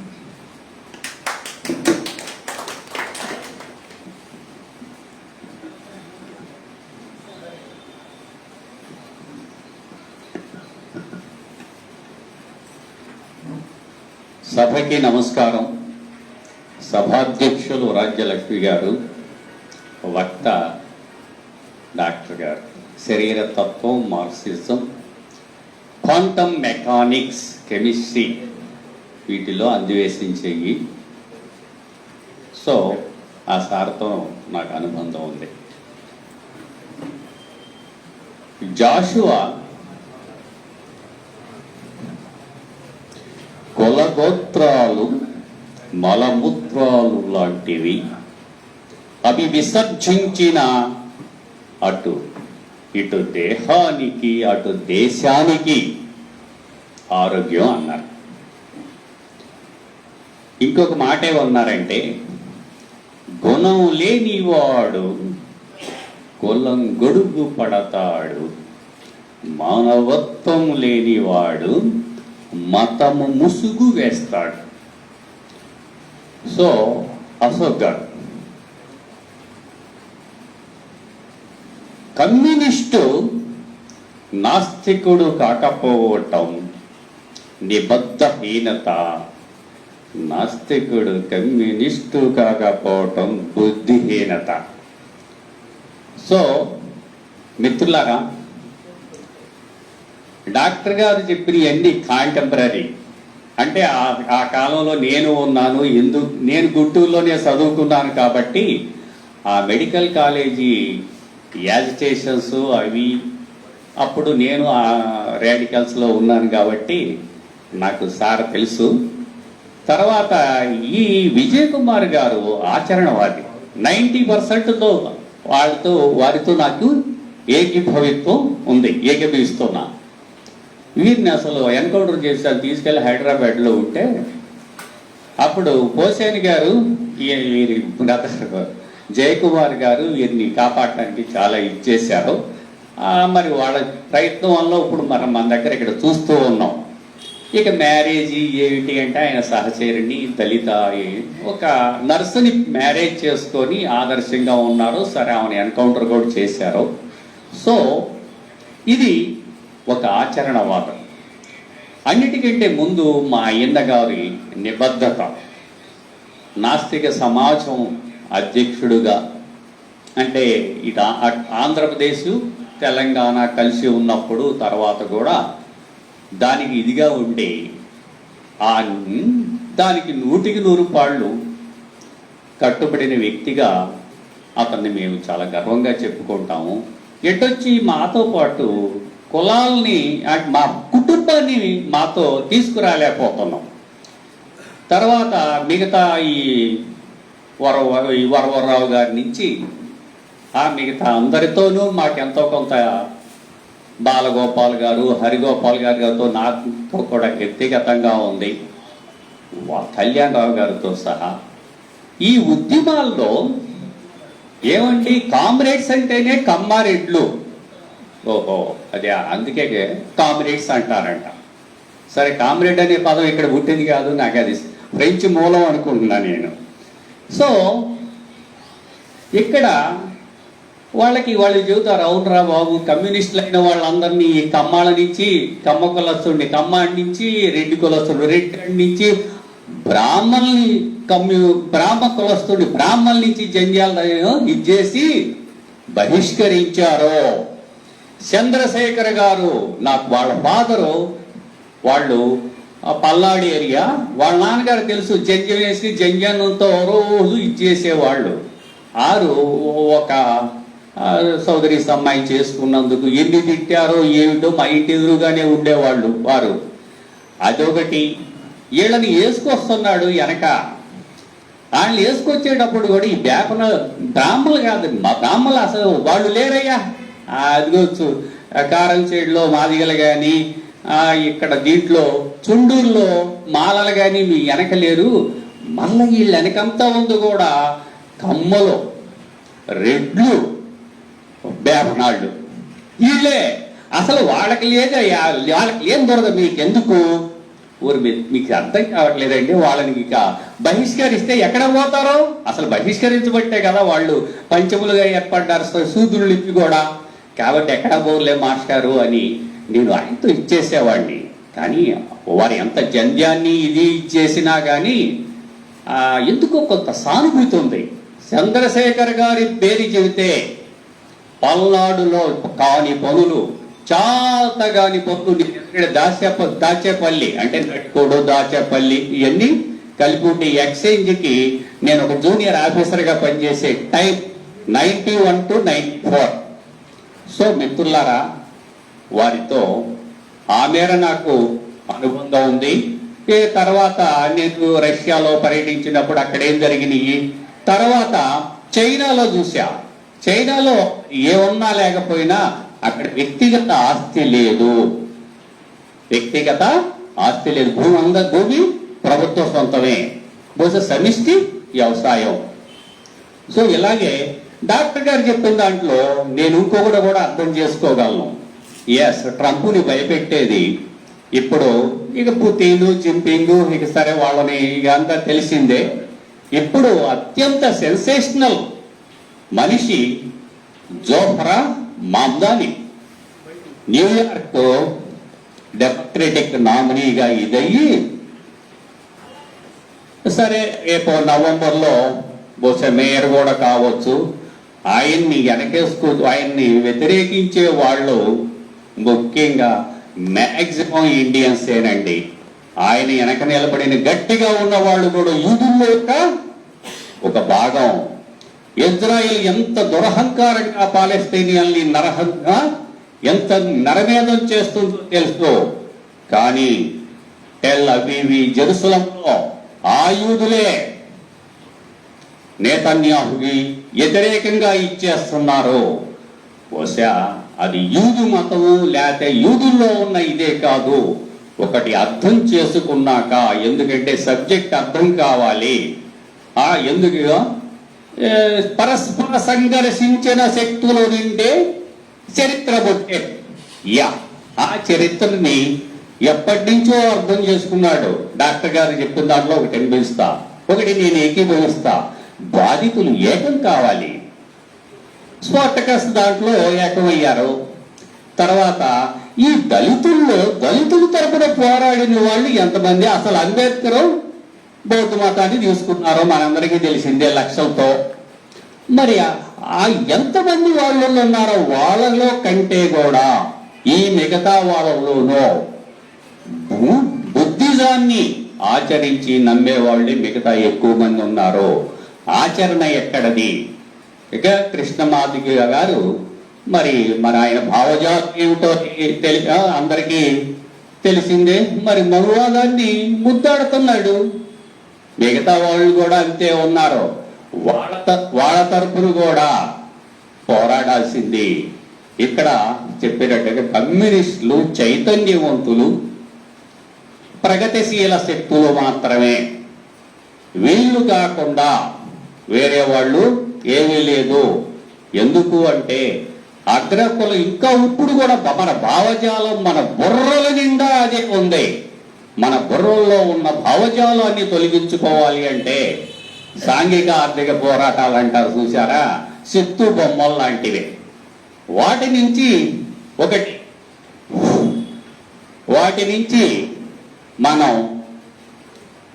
సమాజాన్ని సరిగ్గా అర్థం చేసుకునే పరిస్థితి ఎప్పుడొస్తుంది? కాసిం గారు అన్నారు, అది నేను కూడా చూశాను. దళితుల సమస్యలు దళితులే అర్థం చేసుకోగలరు.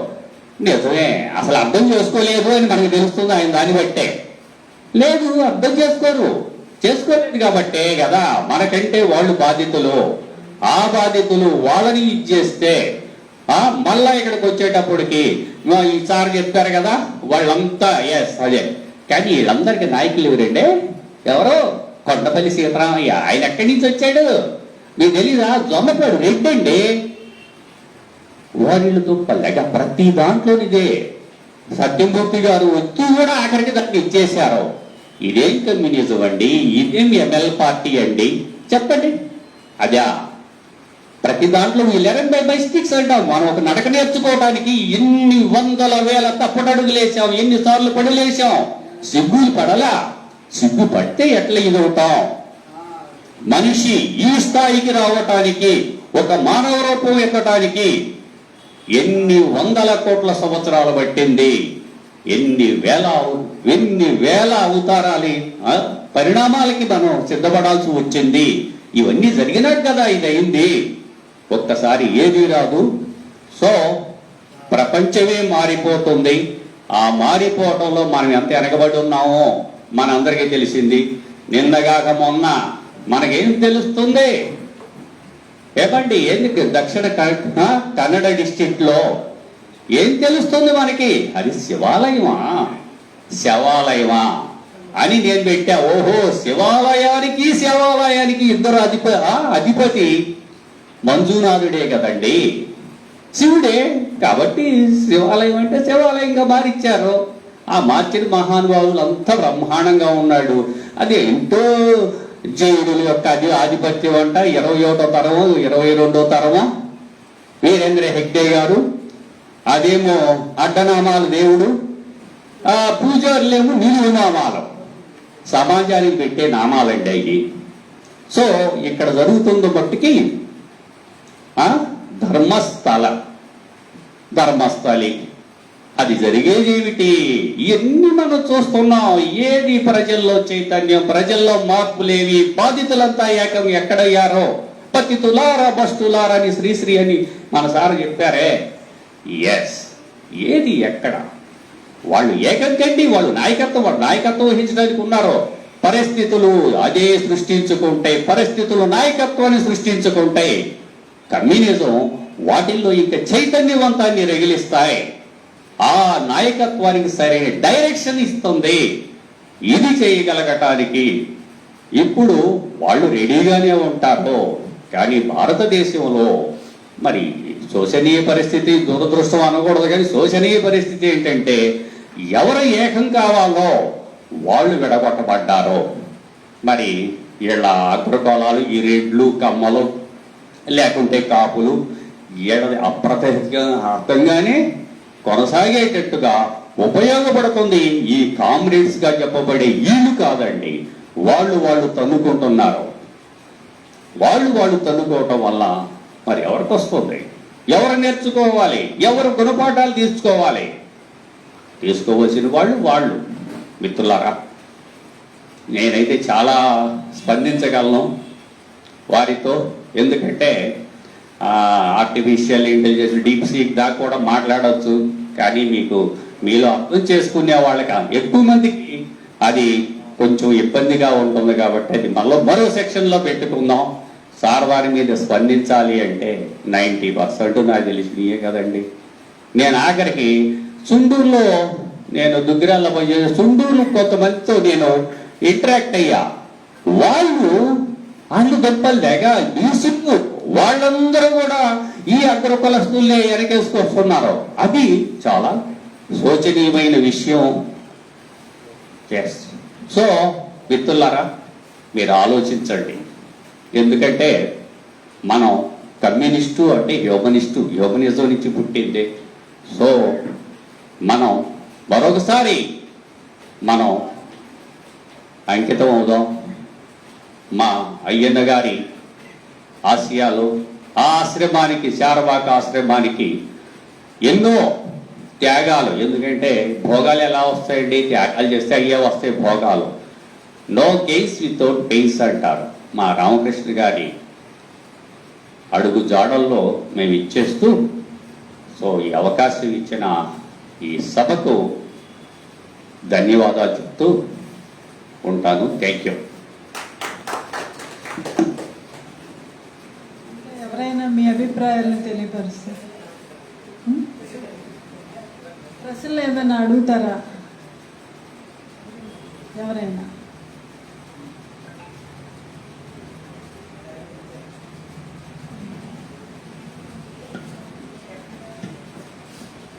ప్రశ్నలు ఎవరి నుంచి రాలేదు కాబట్టి మనం ముగింపు కార్యక్రమం తీసుకున్నాం.